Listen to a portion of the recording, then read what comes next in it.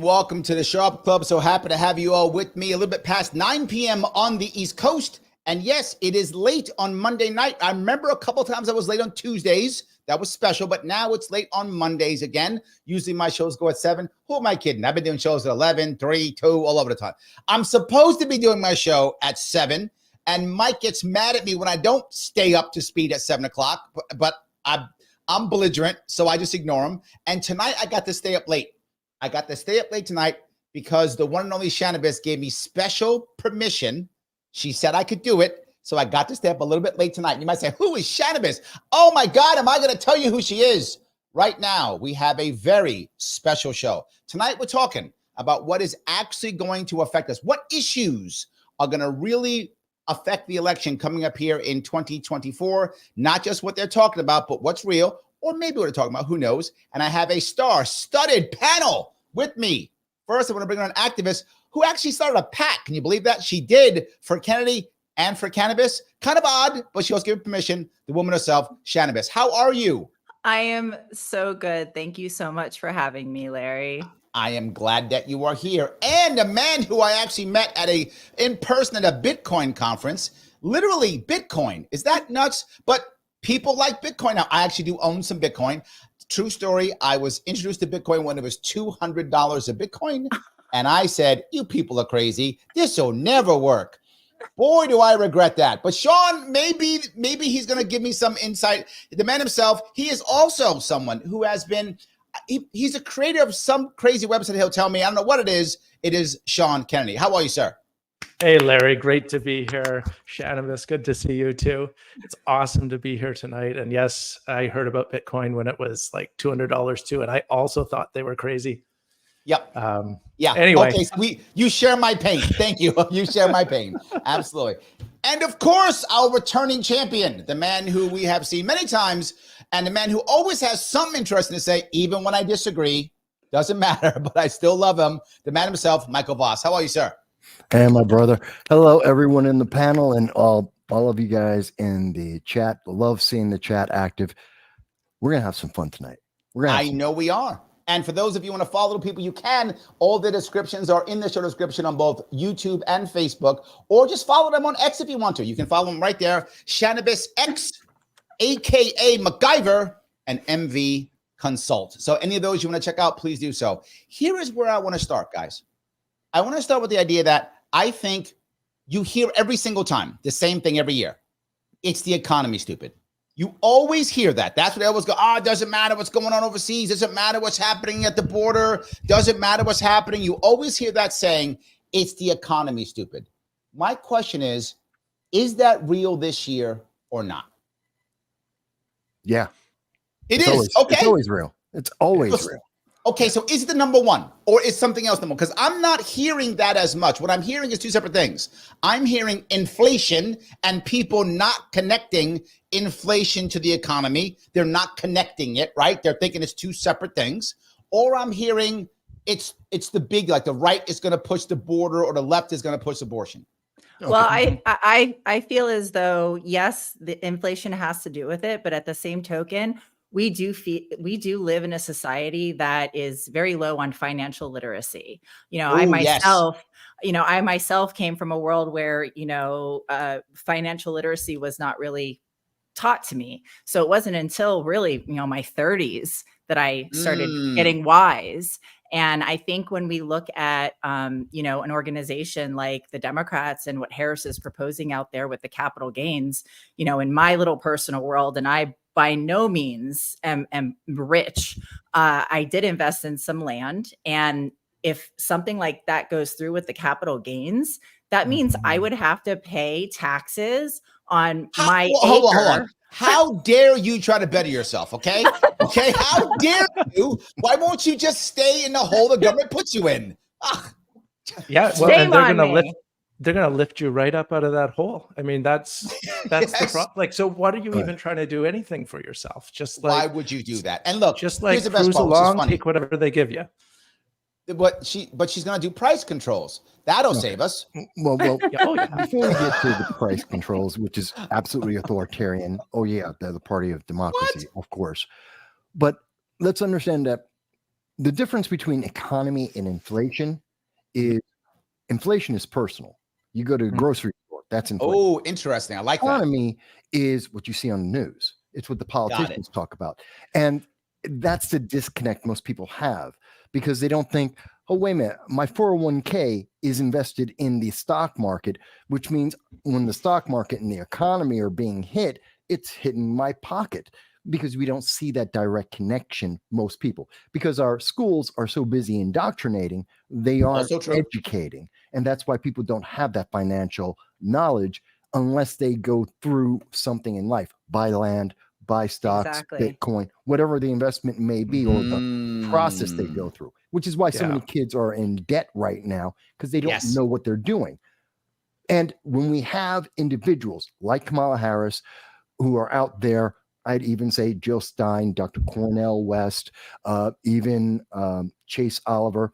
I've met Chase, by the way, and I have none of this is personal, but they're insane.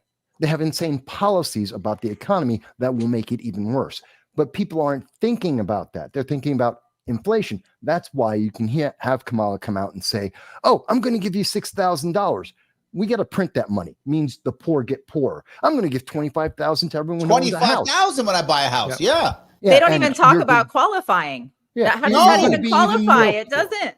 There's no you get the bubble of 1986, which takes 25 to 30 years before it blows up. And then everyone goes, I don't understand how this happened. You set it up in the first place. It's Kamala Winfrey. You get $25,000. You get $25,000. You get $25,000. Go ahead, Sean.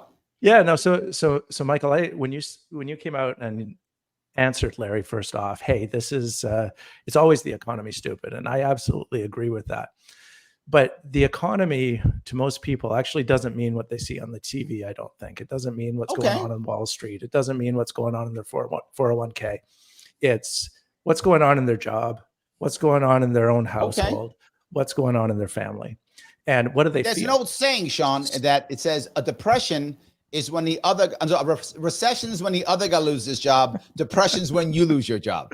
Is that what you're saying? That's the same. So that's what's going on, and so many voters, especially since the education level of the population is so low, and it's not just one generation; it's been multiple generations, and then parents don't know what they should be teaching their children either. So it's not the schools just get worse and worse, and the parents don't even know what to teach their kids. But when it comes to the economy, it's so personal. It's what people feel, and they're feeling it with inflation.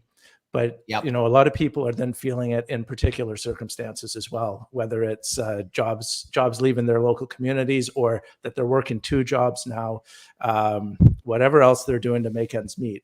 Everybody's got like a side hustle, something they're trying to do. Yes, I see that constantly, Sean.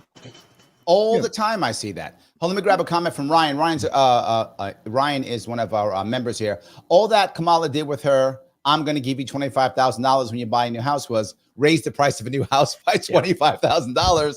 Total economic lunacy. But it does feel good, Ryan. I mean, it does feel good. Well, that money goes right to the bank. I mean, they're acting like as if it's BlackRock paying, State Street. It's the person's not going to get that money in their pocket. It goes towards left the down pocket, payment. right pocket of BlackRock. Right to the title company, right into escrow. So, but qualifying for a house for anybody that makes a good living, pays taxes, we're right here, but our debt to income is maybe a little higher, but guess what? We'll save that money on the tax rebates we get from home ownership, maybe rent out a room in our house or something, get a roommate, create a generating revenue, but they don't give us that opportunity. Right. I mean, that's the biggest issue I think that most people don't get. When it comes to inflation, when you have an asset, you're hardly hit at all. Right? As long as that asset generates some kind of income, assuming that it does, you're not that hit anywhere near as bad as someone who's just trying to get a salary. right? If you're Right. just getting a salary, you take a much less of a hit because as inflation goes up, so does the value of your asset. So it's nowhere near the same hit. Theoretically, the asset's going to make up for that. It doesn't necessarily, especially when you have taxes on unrealized gains. That's money. You're getting taxed on the money when you earn it. Then you get taxed on the money when you invest it. Then you get taxed on the money before you take a profit. And give me all the money. Make a profit, you get another tax. Yes. The thing is, let's put this in perspective, though, to the main question. For the election, this is a gimmick. And this is why it's not in writing, because if you put it in writing, people, when we read something, we think about it. We think it. What do you mean in writing? Tell me this. What do you mean by this? Kamala Harris's website, I believe today is day 43 or 44, that her website has no policies. She won't put anything in writing. She won't. What are you talking about? Well, Larry, freedom and joy. Are you not? Did you not hear? Are you not entertained, Mike? Freedom and joy. No, and that's it. Here's the thing. The reason why she won't put anything in writing and why she's going to this place and making a speech and promising one thing, goes to another place, promises something else. She's flip-flopping all over the place. She's a ping pong, a metronome going back and forth because the press is busy rewriting everything. They're revisioning, reimagining, and rewriting everything she says. So nothing sticks on her. So she's everything to everyone. She puts it in writing, and that's her policy. Now she starts losing votes. Like she lost the Muslim women for Kamala Harris. They dropped. Why? She said, oh, no, I'm going to stay with Israel, our only ally in the Middle East, because Hamas is killing Americans. And, she lost them. So she said, oh, my God, I can't say these things. I can't put this in writing. I can't be hard on this. And this is just to get her to the election. All right. So let me walk down that road. Right. She lost those people for foreign policy. Yes, it's the economy. But aren't there my worry here is, right, for the average Republican and Democrat, they may be looking at exactly what Sean's talking about. Hey, what's my grocery bill? Blah, blah, blah. But isn't there going to be a level of people that simply say, no, I care about my issue? To your perfect example, Michael, when it comes to Gaza and Israel, that war, there are people who are like, that is it. That's it. There's not that. Where you stand on that is everything, right? There are people who believe that. Isn't that group of people who might be enough to swing it one way or the other? No. And first of all, it's not Gaza, it's Hamas. It's a government versus a government. It's not a location versus a government. That's not it. It's Hamas, which is a terrorist organization. I don't care if anyone else likes that. That's the truth. Now, going beyond that, yes, there are people who vote based on issues. There always have been. And there is always single issue voters, single issue candidates. That's true. But is this the year that will be enough to swap it? Because you don't need a majority this year. All I need is a certain percent in certain states. That is my point. I think the issues that we have here locally are more important, and her colleagues in states down ballot are showing her policies in places like California. So this is why I believe, if we're following the policies that her colleagues and all her down ballot people that are going to, are up for election in 2026, it's not like, oh, the president wins and then everything's just, and they're signing these policies now, and she is not saying anything against them. And they're really affecting places like California, Washington, Oregon. That's why there's an advocacy push, a grassroots effort. And what I believe the We the People Party in California are pushing for is that we turn these states purple using the power of the combined independent and Trump voter, because we do the graphics are there that we do take 50% of California potentially votes. No, that is an interesting point that I think Republicans have not gotten. I think many of them have not gotten this. Republicans think that, well, we still want to vote. If we're Republican, we're gonna take California or take New York. That's not gonna happen. But if you take Republicans and then independents, you could not New York, but in certain states, you could actually outgun them. New York Democrats outgun both of them. But in states like California, you're right. If you add independents and Republicans, they outgun Democrats. So you could, instead of winning the state, you take the state away from Harris, which in the long run is still a benefit. If Harris loses California, no matter what she does, she can't win the election. It is about that's a fatal flaw. She cannot win the election without California. Trump can win the election and did win the election in 2016 without California. Trump doesn't require California. Harris does. I think it's a very valid point. Well, we actually have a plan. I'm hosting a space tomorrow morning at 10 a.m. Pacific time. I'm just, throwing the party, a little meet and greet. That's what I do. I'm an organizer, a grassroots organization called the California Tea Party. And they could just copy paste because we actually have not just California, but Colorado, New Mexico, Oregon, Washington State, Alaska, and Hawaii. And guess what? All of those 7 states have in common. They have more independent Republicans combined beat Democrats? They're all recreational cannabis states. Every single one of them. No, probably getting high as they So vote. that is the common policy, that goes across party lines. And there is a lot. So cannabis, I believe, is the Trojan horse here. I believe it's Trump's Trojan horse.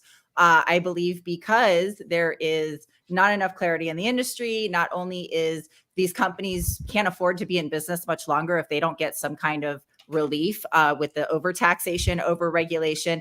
Each state is so restrictive. Not only that, so my state, Nevada, we've been recreationally legal for 8 years. A big portion of that money that's being collected between 20 and 30% in taxes in some states was supposed to go to our schools. Well, that money's sitting in a coffer and has never been spent. So you have a ton of states with no oversight doing things like this. And, Nevada here is the best when it comes to the testing standards, the testing regulation for the product. In regards to regulatory, it might be a little over-regulated, but this is why we need this is why I really started pushing for Bobby, was because of his wellness stand and his changing of the FDA to CDC. Yes. Sure. Because in order to establish, we need 3 agencies. We need one for the recreational cannabis industry. We need another one for medical cannabis, and then we need a third for environmental cannabis or hemp. So it's a whole 3-tier system that Jesus. I'm a libertarian, right? You start telling me about I want more 3-letter agencies. I just want to vomit. Well, oh my God. We need those. We need those to at least oversee that, people are being okay. I'm getting overstimulated. It hurts. Stop talking about regulation. I'm getting overstimulated. And this go ahead, Sean. Go. This is this is something Trump, I think, has been doing. I think Bobby was there a bit as well, but Trump's just collecting people. He's collecting the coalitions. So he was at the Bitcoin conference, as was Bobby. Yep, I remember. And they were both kind of making appeals to that audience. They came to the Libertarian National Convention. I remember. I was there too. Appeal to that crowd as well. And when you look at what's going to, like this election, it seems to me that it is the economy, but there's also maybe that second issue. It's not one issue, or it's not one common issue, but there's a coalition forming. And if you look at some of the anti-war people who are coming over and saying like, "Hey, I got to support Trump now," they're this going is what to Mike's a party. The single issue voters are saying, Trump's the only guy who do what I want. Yeah, go ahead. Yeah, and so he's picking up people like this in different ways, and it's almost like whatever it is. My hope, like, it would be amazing if we could get past this election, and then like kind of reset what the parties look like. But I mean, I don't think the Democrats and the establishment is going to give it up so easy. But I do kind of see it's the establishment and the populace. Let me grab a couple of the members here. And guys, if you care about this, please do me a favor, click the button that is like hip check it if you want to, or hit it with your nose if you like, or ear, any appendage you want, does not matter. I'm not watching. Use whatever you want, but click the button that is like, it does matter 100%. If you're watching on Twitter or Facebook, please reshare this, retweet this, repost this, wherever the case may be. If you are watching on YouTube and you have not subscribed, you are saying literally that you think that cannabis should be used for everything on the planet. That's what you're saying. Everything. Doesn't matter what it is. That's what you're saying. Doesn't matter what it is. Every single thing on the planet. You have a problem, cannabis. That's what you're saying if you don't hit subscribe. So subscribe now so you don't say that. That's not the right answer. If you want, you can also super chat me if you like, if you're on YouTube. And of course, you can become a member if you like by clicking that button and becoming that member if you want to. Speaking of that, I'm going to grab a couple members' questions right now because they're good. They are members. They're being good. Sarah says, I'm a frustrated, naive person. Please help me understand, why don't Nader and Bernie support RFK Jr. and, of course, their supporters? Well, I'm going to give you my opinion on both. And I voted for Nader back in 2004. So I was an independent. I voted for Perot, then Nader. I was that guy who couldn't have told you any of their policies, but just thought they're not the other, so therefore they get my vote. I was that rebel voter. I don't know if Nader even cares anymore to be forward, but I'm going to talk about Bernie because Bernie's a sellout. Yeah. That's the Bernie reason, because Bernie's a sellout. Yeah. Everyone's got, yes, that's the reason. Bernie's a sellout. Mm-hmm. He has completely sold down the river. He's a total and absolute sellout. That's why Bernie's not doing it. I think Nader doesn't care anymore. Any opinions up here? Yeah. Nader is no longer relevant.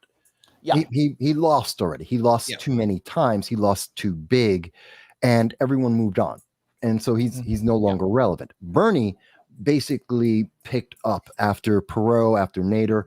Bernie was that next kind of outside guy, except there was a bigger, better outside politician, and that was called Trump. And so he couldn't keep up. He sold out to make sure that the Democrats would have power, and Bernie picked up 2 houses along the way. Gee, what a nice bonus for him. You ever notice so many Democrats who are into socialism are multimillionaires that don't live anywhere? I have noticed that. Yeah, I have. And have you noticed how Bernie went from it's the millionaires to it's the billionaires? That's right. Yes. He became a millionaire. They weren't problems anymore. Yes. Yeah. But if that guy lives for 20 more years, it'd be the trillionaires. The trillionaires are bad. He'll say that if he lives for 20 more years. Man, if we have bad inflation, though, we'll be in bad shape. It's inflation, yes. Because of inflation, they'll be trillionaires. Absolutely. I'll add Andrew Yang and Marianna Williamson to that list. I was trying to get them to support Bobby months ago, and they did have an opportunity. But none of them said anything, did anything. I was actually very disappointed. I made some comments. Well, that's because Andrew Yang is out of his mind with his modern monetary theory. So he's lost. And Marianne Williamson's hugging a crystal somewhere. But what I think is, you insulting people, Mike? I happen to know both of those people. I don't know both of them. I'm not saying they're not nice people. Okay, let me rephrase this. That's their political outlook. I don't know them personally. They may be wonderful human beings. I spoke to Yang last week. Like, I know him. So yeah, he lives in the same I supported him. I primaried for him. Here we go. Politically, I mean this when I say. Let me be clear. Sometimes when I'm saying these things, I know they come out very harsh. Sometimes I speak authoritatively, but I'm talking about them politically. I don't know these people individually. I don't talk about their personal lives. I wouldn't do that. This is their political outlook to me. But I think one of the things that's very important is, in one of the big reasons why we're also not seeing Nader in, and why we saw Bernie back out. It's something going back to what you were talking about, Shanna, is it's about the down ballot. To be absolutely honest with everyone, and it's something that really isn't spoken about in the rah-rah, all hands on deck. We have Kamala Harris is the Ray Palpatine of the 2024 election. I am the Senate. The real thing is that they're worried about the down ballot. She's going to lose. They know that. I mean, there is the Hail Mary. She could possibly pull it off. That's not what they're counting on. This is a winnable race now. Congress. But it's funny you said that. To be clear, before it was Harris, when it was Biden, they were scared. Obviously, they were all talking about that. You're totally right, Mike. When it was Biden, they were like, "Well, how do we at least keep the Senate? Like, how do we keep the House? What do we do?" But I'm telling you, now that Empress Harris is on board, this is a winnable race. Did you say how much money she raised? No. Wait. They're underestimating who they pissed off with the whole Kennedy situation. No, they're very much underestimating the people that are now anti-DNC versus anti-Trump. Look, she got $350 million at least. That was all coming from Biden's money that he raised because he was the one on the primary. He was the one that was being pushed until everyone wound up realizing he's a zombie part-time president, and they threw him under a bus. And because she was on the ballot, she was name attached. She was able to, in the fundraising, she was able to take all the money. That's why they needed her. She's the checkbox DEI candidate, and her name was on the money So that's why they put her in place. Now you're an ist or a phobe now, Mike. Of course I am. You just hit the list. You're now an ist or a phobe.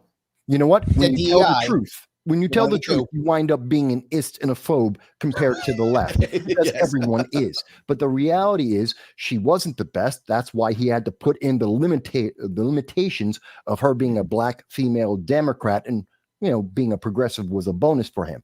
She's not the best. She's just the right check boxes. And she came in, no one liked her. She had the lowest rating as a vice president.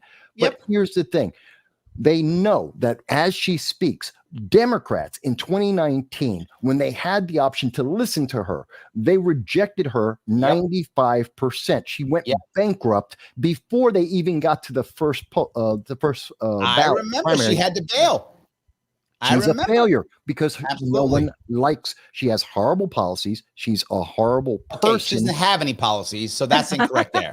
That one was wrong. She has no policies. She doesn't have any. There you go. That's the thing. Yes. She's Well, I just think to get the voters in. Trump's pulling that Democratic woman though, with his new, little pivot into the more science when he discusses things like procreation and abortion, which, this is not the 1950s. Nobody's getting back alley curtain. We have IVF, we have so much science. And at this point if we don't do something about our food and all of, there's 1 in 28 children being born in California right now with autism. In one more generation, there's going to be people that cannot run a country. Like, what are we have to invest in creating wanted children. And, we need a generation of wanted children. So I think, the conversation of that, it has to drastically change. And he does get a high five from me. Thank you, Mr. I'm not Trump. sure that women see that in Trump, though. I feel like women don't see that in Trump at all. I think women see that in RFK Jr.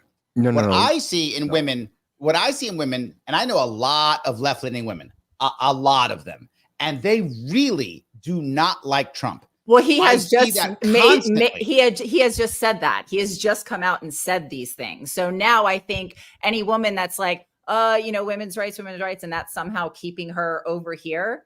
Yep. I think she might be like, you know what? My entire life, this has been a debate, an argument. It's but I don't think it's Trump is my point. I think I'm going to go back to what Sean said. Sean saying how he's collecting people.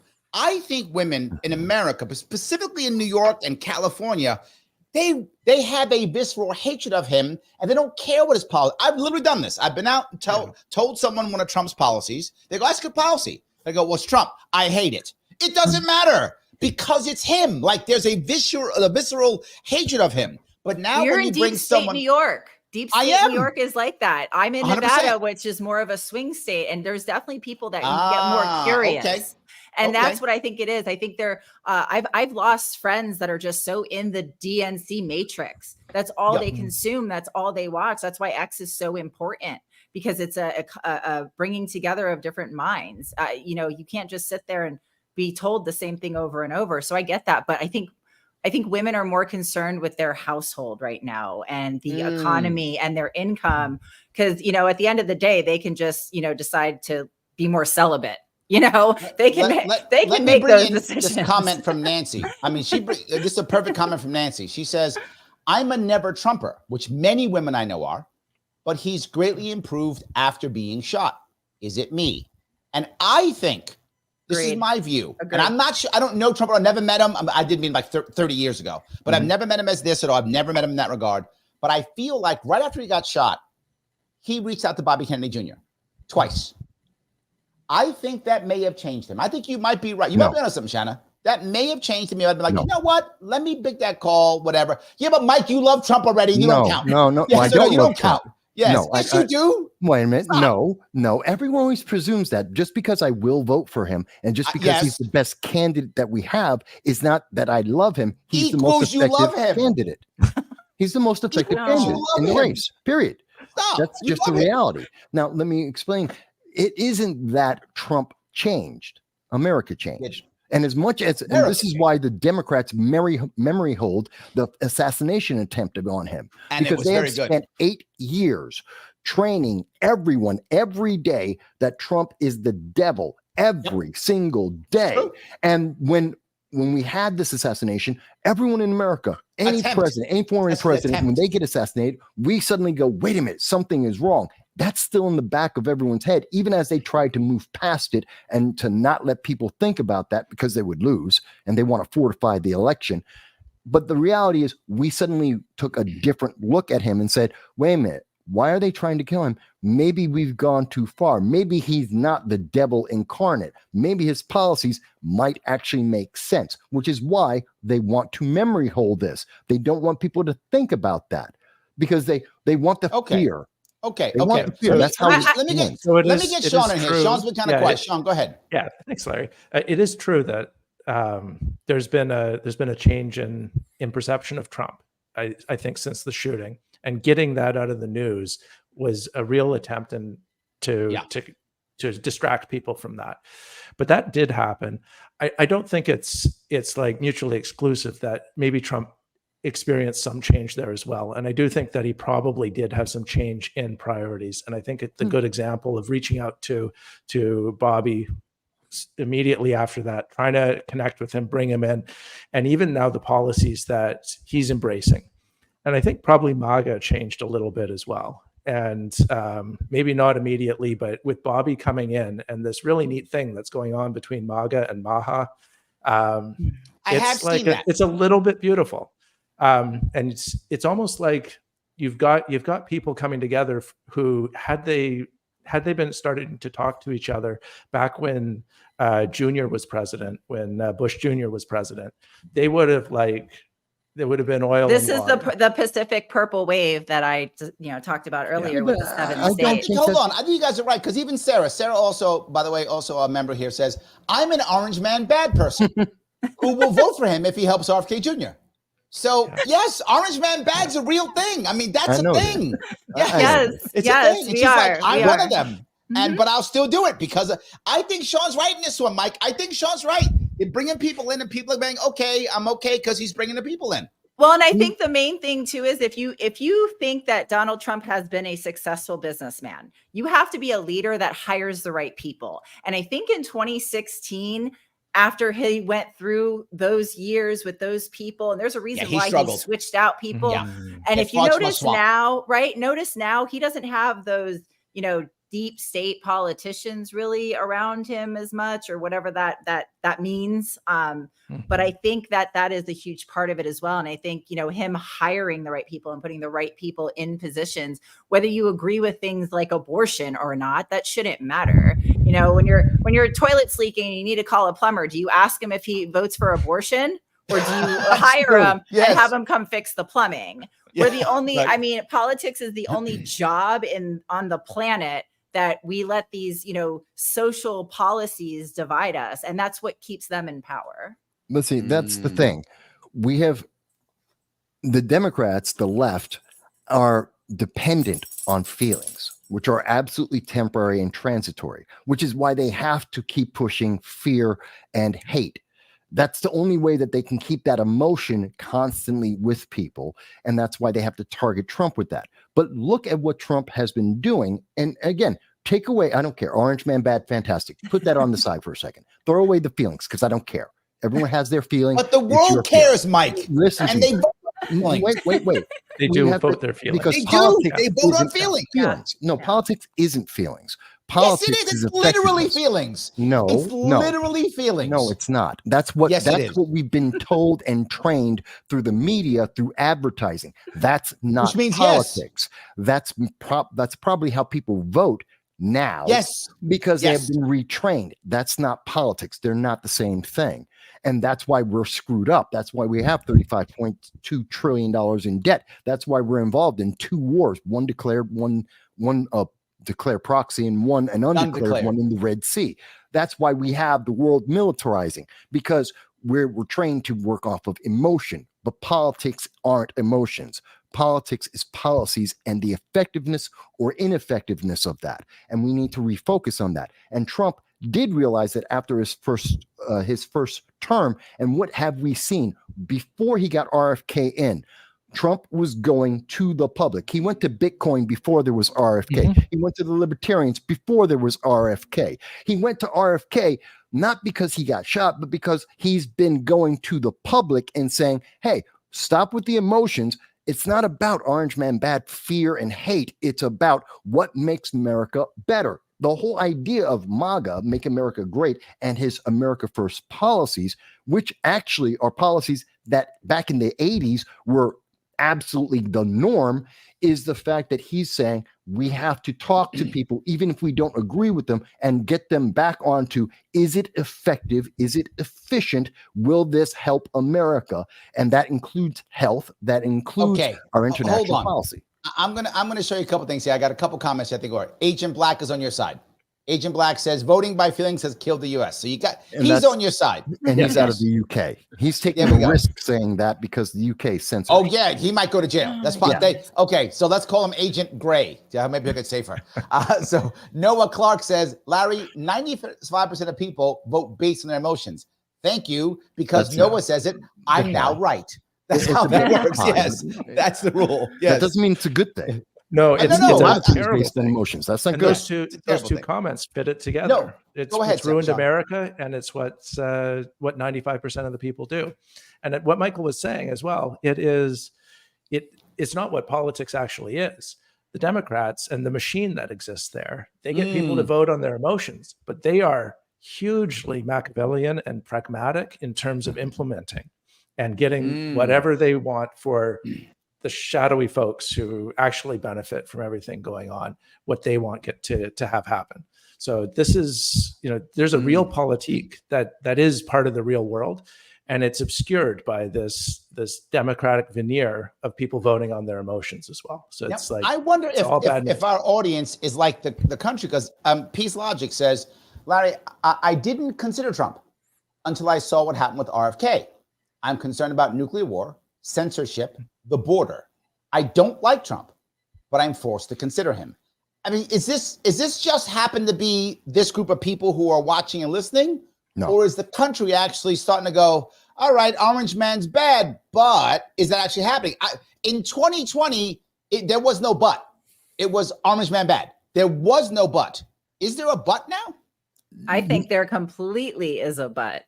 But our groceries are so high. But what have you done for the last 4 years? But why can't I buy a house and I make a good living? Those buts people care more about than I think. Yes, you're right. People do things out of emotion more so than anything. But I think that's a lack of just messaging and education. And again, their matrix has entrapped them. We see the information here on X, but that doesn't translate onto Instagram or Facebook. Like you don't see this information on there. Now I do see, because I follow a lot of very natural, holistic, healthy wellness people that, will teach you how to make homemade, face scrubs, things like that. So now I'm starting to get more Kennedy. Yeah. So there is a lot of with the farming and cleaning our water and our soils. And that's a whole movement that's been around for a while. I mean, I cook a lot at home, and I actually cook out of cast iron or boil water in glass only. I don't even use Teflon because it's terrible for you. I'm the same thing. I'm all the things you just said. I do all those things too. I'm totally with you. We're not weird. We're not weird anymore. Exactly. We're becoming the norm. The stuff I've been doing. I've been on keto and organic for like over a decade. And nice. I'm not the weird one. I can say it now. Like I didn't say it 10 years ago. Like, no, I eat whatever you eat. Now I'm like, oh no, I say it. So fine. I think you're completely correct. Yes. See guys, but this is what I mean. You can only push the same emotion for so long, and reality, the things that are affecting you, the things that are moving, that are involved in every aspect of your life, regardless of your feeling, is always there. And at some point, that when that gets bad enough, because it hasn't been tended to, you've been so enraptured in this emotion, constantly going back to anger and fear. You're not taking care of your house. You're not taking care of your bills. And they're making policies that make that impossible. And they're walling you off with the censorship that we have seen. Google's a monopoly. We know that. They told us in January they're censoring. They're not the only one. We just heard from Zuckerberg, Facebook. No, right here. Dude, you know me. You know this, Mike. I have to stream this on 8 platforms because I get so shadow banned. I'm not joking, guys. This goes off on 8 different platforms because I got shadow banned so bad back in 2020 when all I did was say I didn't like the mandates. I didn't even say anything about the jab. I didn't even go there. I just went mandate bad.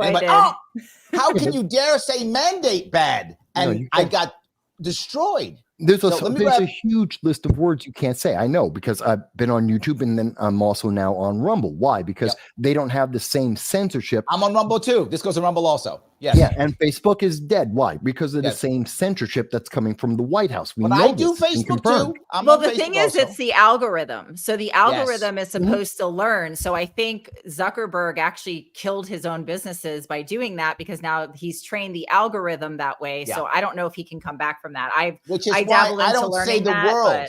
I don't say the word algorithm. I say Mr. Rhythm, first name Al, middle name Gore. Al Gore.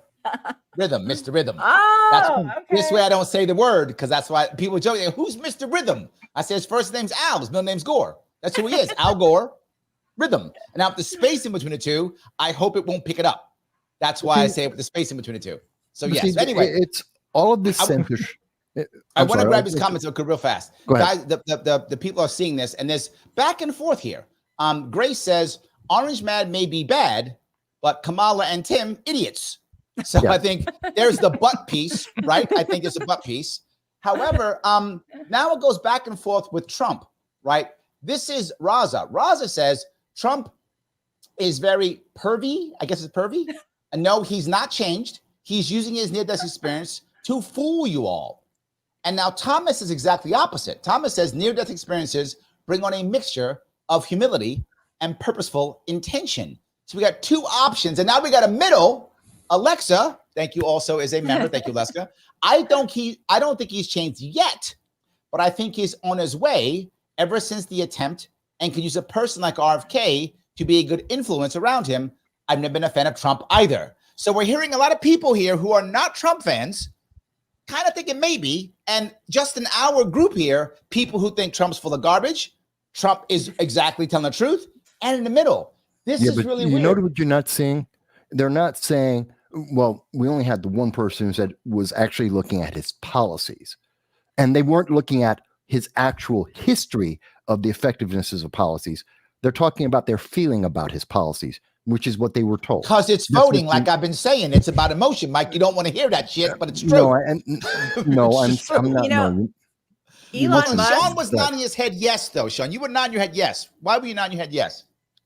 When you were reading the third comment there, So it really, I don't think we've got trained in this country to constantly be thinking in this like a binary world. It's this or it's that. It's this or it's that, and it's not. It's complex. We can't really see all the things that feed into anything. And Trump is he's always done some things well. There's been an experience, almost dying. That's an experience. It's a human experience, and he's going through that. And I think there's a lot of hope that I have about what might be a second Trump administration. And it's not so much on him maybe being changed or things that he's saying different, but it's the people that are around him to influence him and who he's listening to now. My worry is he gets rid of them, right? This is my worry is he does the same he did with Scaramucci and with John Bolton. My worry is he goes, I love you guys today. Oh, I've won now? Psh, get out. And all of a sudden he starts insulting Harris. I'm not Harris. He's insulting RFK. He starts insulting, Tulsi Gabbard. He starts insulting him and Elon Musk and throwing them all out. That's what he did in 2016. I'm scared he does it again. Well, but he did that in 2016, I think, because of what we talked about before. And he even mentioned in that interview he did not too long ago that he was recommended to hire people and he had got a bad recommendation. Trump actually showed humility. But even before that, when Nicole Shanahan came out and did her interview that basically, told everybody that they were going to be, bowing down or standing down, that when I heard the Trump interview with Elon Musk, what brought me over the, part of thinking that might happen is when Elon Musk, he said to Trump, he said, the media was really bad to you in 2016. They've been really bad to you for, 8 years, whatever it is. He goes, but you never censored them. Mm-hmm. And that was a light bulb that went off to me, was like, you know what? What do you mean by that? Like when Trump was in office, he was in office, 2016 to 2020. Right. Mm-hmm. He never went to CNN and tried to censor them when they were calling him that's what you an mean. Orange bully or whatever. He never, the 4 years that he was our president, he could have thrown censorship all over the place. He could have taken some serious action against the free flow of information, and he didn't. Mm-hmm. So when it comes to that, and then if you combine that with him admitting that he, made mistakes in his hiring process before, I think those two things combined for me has really, made me more comfortable checking his box in my swing state. But here is my problem though, right? My problem here is we're now not talking about the two things that they're talking about. I have been talking about in not like this last week, but it's always been two things.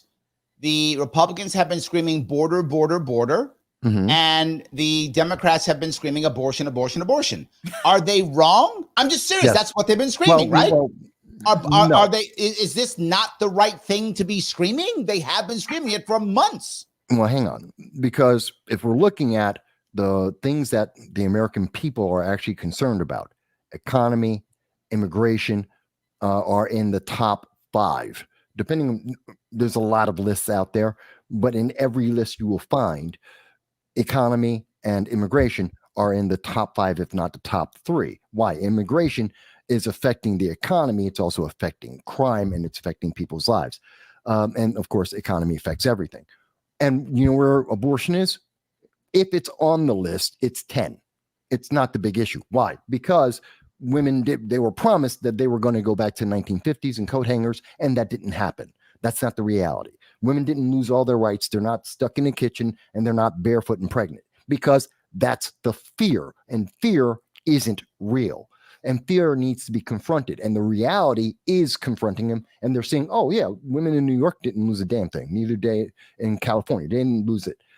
Well, in my state too, I can actually go to and vote not only for the president, but we actually have a ballot that protects our freedom of choice here in Nevada. So we can go, I can go vote Trump, and I can also vote to protect my women's rights in my state. And other states, I believe, have that as well.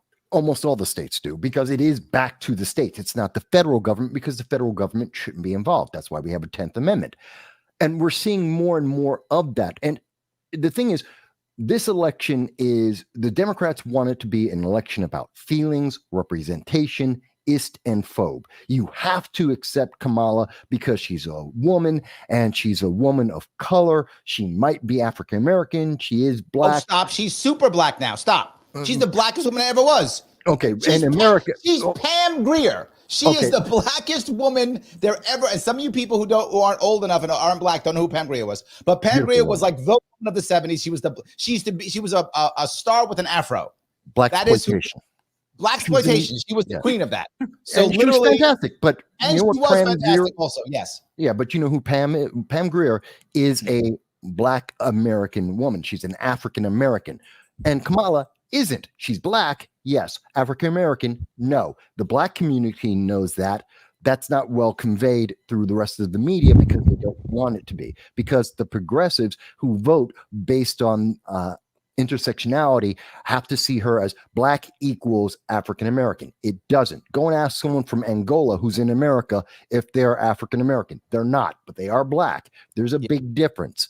And no, I'm with that's you. The difference. I'm not fighting. Now, but the thing is, we're the Democrats want this election to be based on those things, and everyone else, the libertarians, the conservatives, the Republicans, and more importantly, the 45% of America that's in the middle, want issues to be resolved. Whatever your issue might be, it could be health care. So let me go back to that, Mike. Is it then abortion and border then, right? And this is what I'm asking. I'm not saying you're wrong in anything you said. All I'm saying is, if I'm the Democratic Party right now, I'm talking about And you hear it, you see it. Trump is gonna ban abortion across the entire country. They've said this more than once. He's gonna take away all the women's rights. And you think they say it, but I'm telling you, people hear it. And of course, the Republicans are saying Kamala's gonna open the border and everyone's gonna come over, and they're all saying it. So are they making a mistake? Let me ask you, Shanna, you're in Nevada. You're in a swing state. I'm not. You're in a swing state. Are Democrats hearing this? Are Republicans hearing that? Well, I did a lot of ballot collection for Bobby in the very beginning. Before I created the PAC, I volunteered with the local campaign, and I realized how, money moves or lack thereof. And so if I wanted to bring coffee and donuts to a senior community to get that paid for was going to be difficult. So I created a PAC with just 2 small local donors that, were maxed out in the campaign. So when I went and did the ballot collection, one of the events that I did was back in February for the Martin Luther King parade. So I was down there, and basically the older Black men, because they remembered Bobby's father and his uncle, they were like, I had some really good conversations. Like they were, like the Black Panther vibe, and they were eager to sign it and everything. The young Black men were like, no, I'm voting for Trump. Only one single person. It was an older white lady that I went up to, and I said, yeah. She goes, that guy's crazy. Yes. Look, Wendy just says this. Wendy says, every female around me is talking about it. See, the conversation's out there, Mike. They're hearing it. You know why? Because it's been the same conversation for the last 50 years. Every single election, whether it's a midterm, whether it's presidential, or even but because we're over it. Stay out of our bodies. We're over it. Are we over it? Women are over it. Stay out of our bodies. Like that's. I think that's the consensus. Well, talk to the Democrats about that, because they're the ones who say you got to get a jab, even if you're a pregnant woman with an experimental drug. The same people that say, "Oh, it's your body, you get your choice," are also saying you're mandated to get these things. So there's a disconnect here that no one wants to talk about, because it's about that temporary emotion. Oh, but it's abortion. It's Republicans are anti-abortion. They're evil. They're bad. Orange man bad. Anti-MAGA. Again, it's that emotion. Stop and think for a second, and suddenly you get a different answer. He says not in Iowa. A state constitutional amendment to outlaw abortion in Iowa is stuck in Republican-controlled state legislature. Obviously, they are afraid it will fail like it did in Kansas. This, to me, is brilliant for Democrats. They should put abortion on the ballot all the time, because it will remind women and go, oh, see what those guys have been telling me. Oh, they're right. No, but it has been on the ballot. It has been on the ballot, and Democrats have lost in several states repeatedly. Democrats have lost? What are you talking about? Yes. No, they haven't. Should have. Where have Democrats lost? In the Midwest, we're talking about Kansas. No, Democrats win. Democrats won in Kansas, and it's a red state. No. What they wanted, late term abortion, all abortions. No, they got restrictions. There are several. No. Mississippi was another one. Kansas literally put on was it Kansas? I think it was Oklahoma. I think it was Kansas. They put on a state. It was a ban, and it failed. No, not the total ban. Not the total ban. Right. Because you go for the extreme to get the thing you actually want. But this goes with the whole conversation changing, which I think Trump is doing brilliantly right now. And that's changing the conversation into providing things like IVF and actually having the conversation of creating wanted children versus forcing people to keep unwanted children. Then you're walking, people don't think about what happens after the pregnancy and the parenting phase and raising phase. I chose not to be a parent. That's a very, very hard job. And you know what? I do have a little bone to pick with JD Vance, because, he did say I'm that cat woman. I'm actually a dog mom.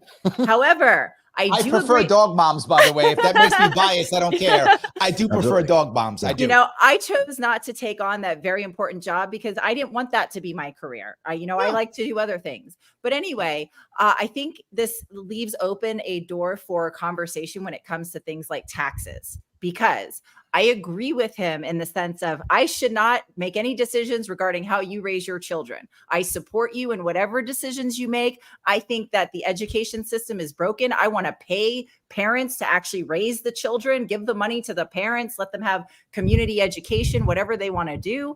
Not my decision. However, because I am a childless woman, I get zero tax benefits. I pay into everything. I help everybody. So when I turn 65 or 60, if I could get some benefits back that or some kind of trade-off that would go into like the robot that can help take care of me because I don't have children to guilt into taking care of me when I'm a senior, because let's be honest, that's kind of an expectation of parents, as it should be. I like the robot. I want a robot too. So men have been saying the same thing for a long time for the same reason. But Sean, I cut you off, and I apologize about that. I didn't mean to cut you off. You were going to say something before. All right. So, gee, I don't know what I was going to say before, Michael. But on this, so then let me do some comic relief, if I may. Daniel says, "Don't you know this is the most important election ever?" Well, and unfortunately, it probably is, and it probably is. No, you fell for it, Sean. Larry, don't fall for it. No, but the problem is because the government is becoming bigger and bigger. It's encroaching on more and more of our life. That's so true. There's more intrusion that whoever takes control of those levers can do in our life. We need a smaller government. And this is what frustrates me about that IVF policy that Trump came out with.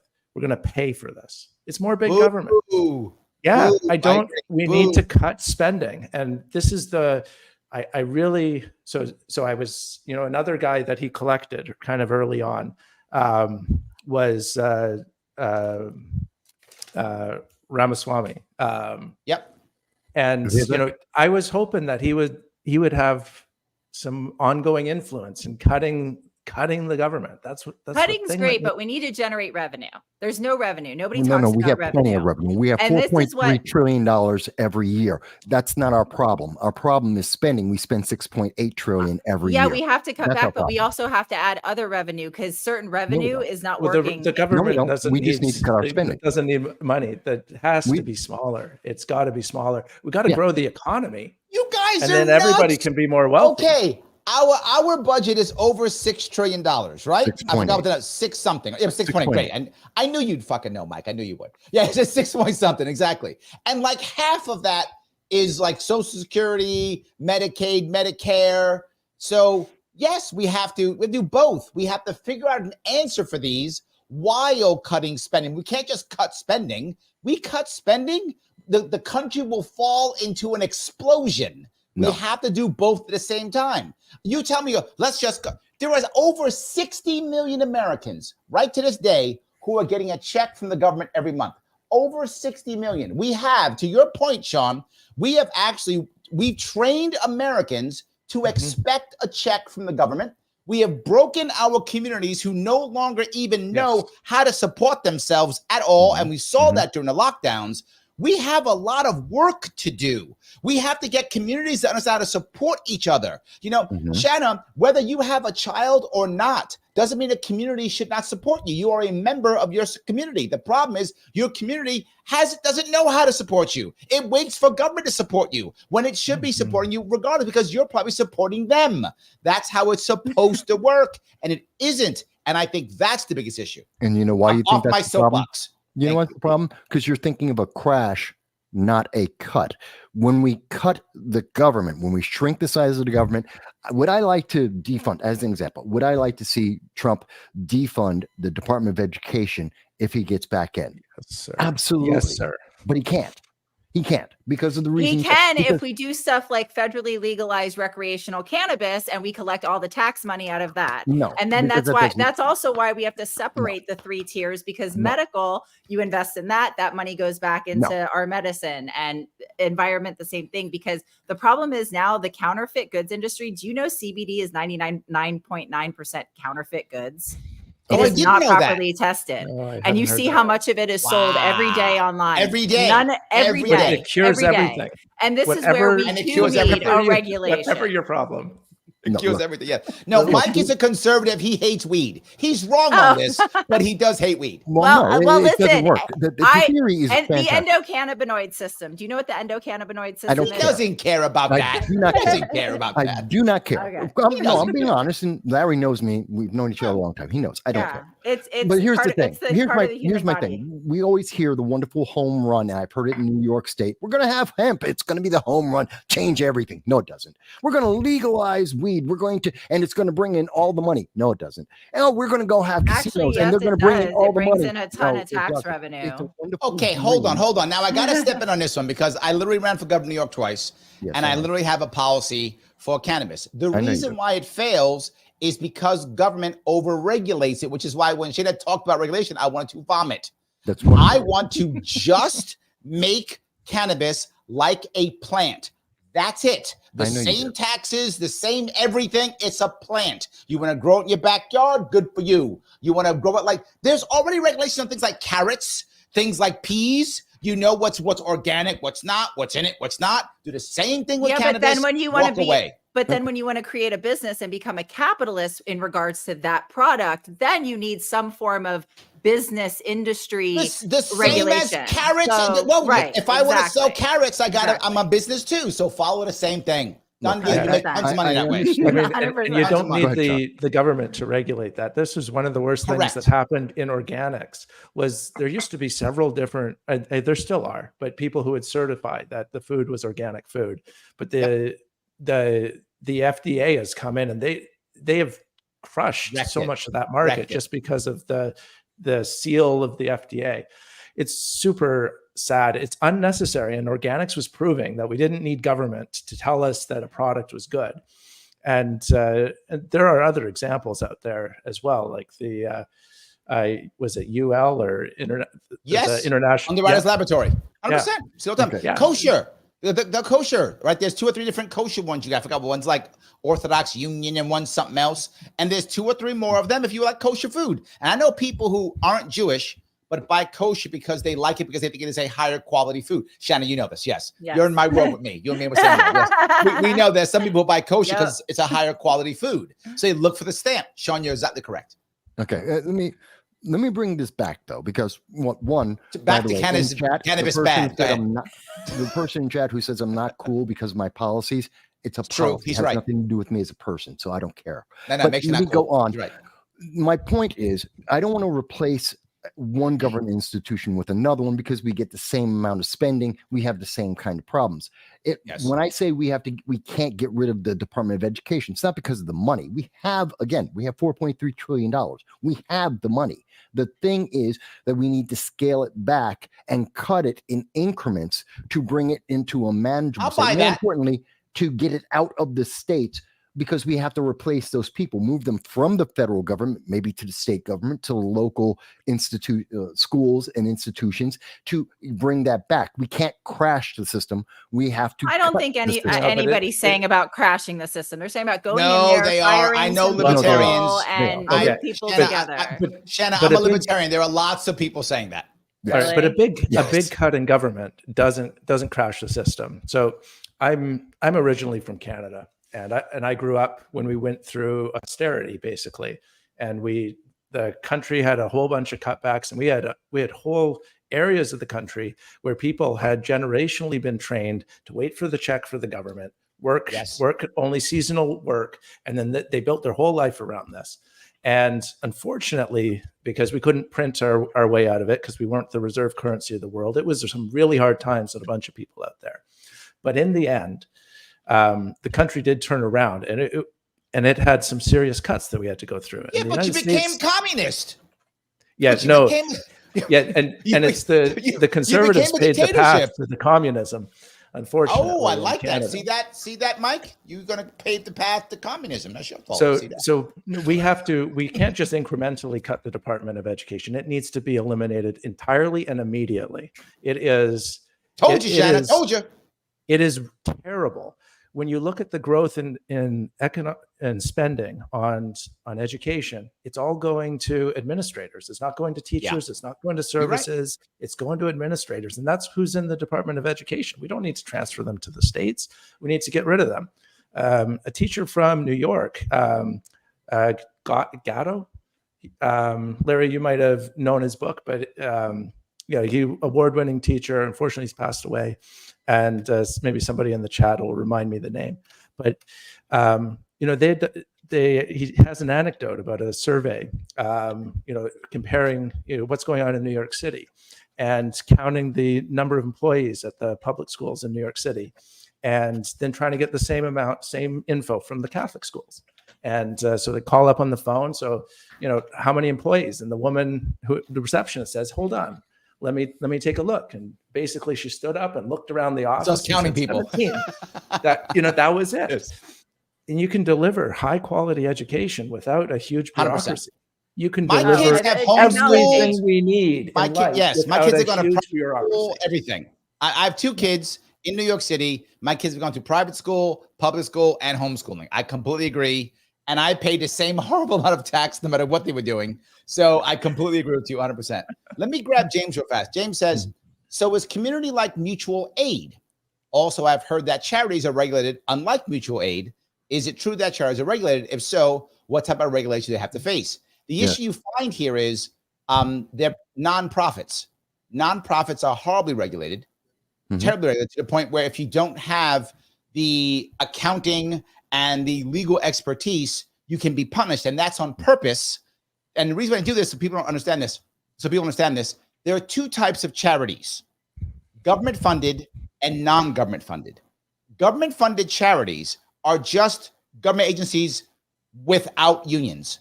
That's all they are. They're government agencies without you. They rely upon government handouts. So therefore they follow all government rules. They must do what the government says, and they wind up being an arm of the government. Mutual aid societies are not at all covered by the government. They just get money. So the strings aren't there. So what you're hearing about regulation isn't just regulation. It's also governmental rules and strings that go with the grants they get from the government. So it's 2 parts. If you ever want to help people out, make sure your charity has a donor base and not a grant writing group. If they have a grant writing group, they are bound by the government, and their job is not to help. Their job is to service. Very different. Service means no one gets helped. We all just get service and you stay in the hole. Help means I have to get you out of the hole. A donor base only gives when they see results. So if you ever go to a charity that has a donor base, you go to, let's say, a yearly gala. I'm a part of a couple of those. You go to like a yearly gala. What happens? They show you the results. They go, here is John. He had problem X. Now he doesn't. Here's Jane. She had problem Y. Now she doesn't. They give him a nice speech. They give him an award, and you write big checks. That's how that works. If you've been there, any donor-based charity, that's how it works. But if it's not donor-based, there's never a gala because nobody cares. There's no donor base. It's just you hire more grant writers who can write for more grants to get more funds from the government. And all you worry about, you hire next people to have check boxes so you can write all the details to the government to see, I serviced people you said, I did what you said. Can I please have some more money? I'm sorry, I went long, but I have an issue with it. Clearly, I have an issue with this. Yes, so I'm sorry. It's a fair point that you make there. You know what, guys? Something that notice we've talked about abortion, education. We haven't gotten to the border yet, which is a big one, and we should. Because you're going to yell at me when I talk about the border. You're going to yell at me. Well, yes, I will. But yes. I did it in real life. I'm going to do it here. But here's the thing I notice. In all of the things we're talking about Trump, and we're talking about the positions, and we're talking about what's the best thing for America. You know what we're not talking about? Democrats, Biden, Kamala, because they don't have anything on these things. They're not trying to benefit America, and they don't have any position on it. That's why Trump wins. That's why this is an important election, because the choice is what's going to help America on the issues that actually matter, not only in America, but around the world. And that's the We literally talked about Harris more. You making that up. You just like Trump. That's not true. We talked about Harris, about RFK Jr. No, we talked about Harris being a failure. And yes, RFK, we did talk about him independently. Yeah. Yes, he's also in it. But realistically, who's in the election? We're talking about, I understand, RFK, you want your 5%. Fantastic. I'm not upset about that. I would love my 5%, please. Yes, please. I'm not upset about that. Pacific Purple Wave. Trump. We're talking about Trump in this election. I don't mind RFK getting 5%. I want extra voices. That's why we're working together. It's great. More people speaking. We're working together because that way, like my vote's going for Trump. It's not, was not my first vote, but I'm doing that in hopes that I'm working with the partnership with MAGA, with Maha and all of that. And be able to, what is it, like forward your vote or whatever, be like, and I honestly, I put out this post with this like letter to MAGA, letting them know that this was a possibility. And I got some really good replies. And the ones that were like older than 40, living in California, conservatives, Republicans, MAGA, Trump, whatever, red, immediately commented, I'm in for this, because they know they've been living there their whole lives. They know that they have no power. So now they see, okay, this is an opportunity. That's why I love that part, right? Because what I keep telling people who are Republicans who go, we can turn the state red. And I go, you cannot turn the state red. That's a lie Republicans keep telling you. Can you turn it purple? Yes. You can turn it purple. You cannot. Mike, you live in a fantasy world, brother. There's no way you're turning California or New York red. Never. I will bet anybody any amount of money you want. It will not happen in the next 10 years. You'd have to have no way. Okay. I'm not disagreeing. Yes, you with could. That. But a MAGA can run on this independent party in 2026 also and begin that process. So that's over the coming 10 years. So this is part of, I'm voting for your guy right here and now. But if you were in a deep blue state, I didn't even, when I talked to the advocates, I said, we should just target the blue states because we're dealing with a bunch of egos. At the end of the day, we're dealing with a lot of egos, right? The second you start talking about hitting a deep red state, offense, you're going to offend somebody, I feel like. So if we're just targeting those deep blue states, the Republicans that have lived in those states for 40 years, they're ready. They're like, yeah, I fine. meet them. Well, I agree with you in that we can't have a permanent change. You can't permanently change any state overnight in one election, but you can go purple to get that long-term change. Correct. To make that. So no, I don't want to see someone just flip for an election because that doesn't mean change is happening. It means that was sadly, it means people were being emotional. And I don't think that's benefiting America. That's why we need voices, just like we're all having different voices here. And not everyone loves what I have to say. And that's perfectly fine. Not everyone agrees with me. I don't agree with everyone. That's okay, because we're in America. We're not in the United Kingdom where we don't get to have these choices, or in Canada where certain words are restricted. Had to go beat up Sean. Jail. Take that, Sean. I'm honored to have this conversation with you, Michael. No, I'm not picking on it, but I mean, that's the difference. Hold on. That's why Sarah we're says special. The right thing. Sarah, by the way, who is also a member here. And so far, I love everything I've heard Larry say about improving schools. So, Mike, I am correct no matter what. Thank you. Again, yet another one who says I am always right. That's how that works. That's how it works. It's just that simple. Guys, before you go on, if you haven't clicked the like button, if you haven't, it means that you hate cannabis. That's what that means. So you have to click the like button or you hate cannabis. Now, Mike's not going to click the like button now, but the rest of you click the like button. Just do that. It's important. If you're watching on Twitter or Facebook, please reshare this. It does matter. Please do so. If you're on YouTube and you're watching on Larry Sharpe YouTube and you haven't clicked the subscribe button, that means you hate me. And now I'm mad at you. So click the subscribe button. It's free. Just do it. If you click the notification, people will know you're happening. So awesome. If you want your chat to go to the front, you can. You can always super chat me if you are on Larry Sharpe YouTube. If you want to become a member, it puts also your chats go to the front. It is click that join button. It's $5 a month, and you can see more of me. Like, come on, I'm a handsome guy. You're gonna see more of me. So that's even better. So I want to make sure that was clear. If I can grab another one of these, if I can, hold on. The virtual tourist says $35 trillion. Mm-hmm. That's how indebted America is.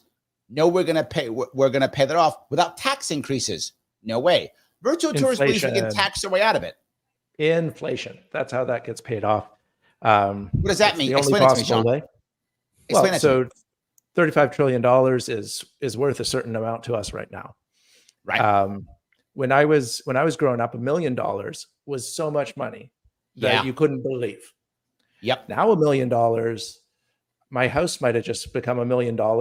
Like, well, I went to sleep the other night. I mean, it just when my mom, I remember seeing one of her. She showed me one of her pay stubs. Right, once when I was a kid. This is the 70s. She made $8,000 a year, and that was a livable wage in the 70s. Yeah, $8,000 a year in the 70s was actually a living wage. So I'm sorry, Charlie. So I'm bringing your point. No, my father went to college for $500 a semester. Yeah. At a top-ranked college. That's where he went, $500. So, this money, that $35 trillion, it's, that's not going to be a lot of money if we keep going as we're going in 20 years. And then no, that's not good for anybody. It might be at the point where, I mean, basically what Ron Paul has been saying for a long time is that we got to repudiate it. That's the only way out of it, is to say, I'm sorry, folks, we're never paying this back. We're starting over again. No, we can't do that. Hold on. I remember two comedians talking, and they're talking, it's like a podcast like this. And one of them says, you don't understand something, man. We're in trouble. He said, what? He said, we owe like China, like whatever the number was. I'm making this number up. We owe China like $6 trillion or whatever. And he goes, we owe China $6 trillion? He goes, China's in trouble. They ain't getting that back. That's what he said. And I'm laughing, and we're laughing. It was a joke, but you might be right, Sean. Yeah. China may not be getting that back. Well, the majority of the United States is making a lot of tax revenue off the legalization and regulation of cannabis. And if the federal government would get their heads out of their butts, and we could do this overnight, and it doesn't cost a lot. We need to reallocate how the FDA, if Bobby's plans with what he was talking about with if Trump gets into that office and he can just deschedule on day one, the Democrats really messed up with the Schedule 3 thing, because that's not what we were promised. And that is a play right into big pharma, and they will hostilely take over cannabis companies. And any cannabis company that thinks otherwise, that their job is to keep cannabis in chaos, because lawyers make more money, e-commerce, 100%. Third parties make more money. So, if these companies really, really want their freedoms, they need the deschedulization immediately, and then forming a system where we can go in and make sure the tax revenues are going where they're going, and we can generate, each of these states are just generating billions in tax revenue. I love the idea. Before we go any further, I want to say thank you to EM Schwims, or is that EMS Wims? I'm not sure which one it is. Becoming a member. Thank you so much. I appreciate it. Whatever you like. How about EMS Wims or EMSW Hymns? I'll take all of them. All good. Thank you so much for coming aboard. I do appreciate it. So I know that we've been talking about different issues. Cannabis has come up a lot. I get it. Let's go. Before there, hold on. Before that, I want to pick up one interesting comment, if I can. Someone was talking. I saw Sarah was asking about RFK becoming the VP, and that there's been rumors that's going to happen. I want to be clear. The odds of that happening are astronomically low. Is it physically possible to happen? Yes, it is physically possible, but I could also win the lottery today. But on top of all that, one of the reasons it's so low is that when Bobby was on the All In podcast just recently, he was talking about this, and he said Trump, when he first called him, offered him the VP position. Yep. And he said, I don't want it. And I don't want it because it's the worst job in DC. Yep. He has other things he wants to do that are more effective. And hopefully he has the opportunity to do those things. I don't see RFK as the VP. There's a lot of problems with that. And that's not, just to be realistic and politically, that's never going to happen. Yeah. That doesn't mean he can't be influential, and that he can't, on certain issues, he can try and make his voice heard. And I think that will happen to a degree. Democrats are going to attack him, so he's not going to get a cabinet position. Right. He can't. Right. Democrats will block that completely. Never let him. You're right. But he can be influential even without that. I think that's more realistic. Let me grab a super chat if I could. Thank you, Sarah, for the $5 from me and the animals. Thanks for the fun break. I think she's done. I think she's going to bed. Thank you, Sarah, for being up. I appreciate that. Keep working hard. We don't stop. We just keep going is what we do. That's how that works. Absolutely. So yeah, I do think you're right. I don't think there's really any realistic chance of RFK Jr. becoming the VP at all. But let's go to the border. I haven't heard much about the border in a couple of weeks, 3 weeks, a month, since the DNC, right? The DNC 44 days.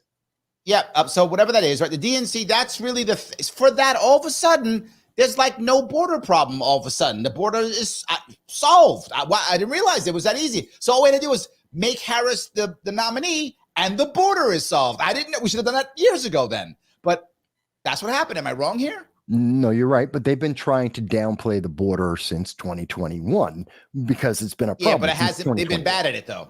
They've been very bad at it because people are dealing with the consequences of it.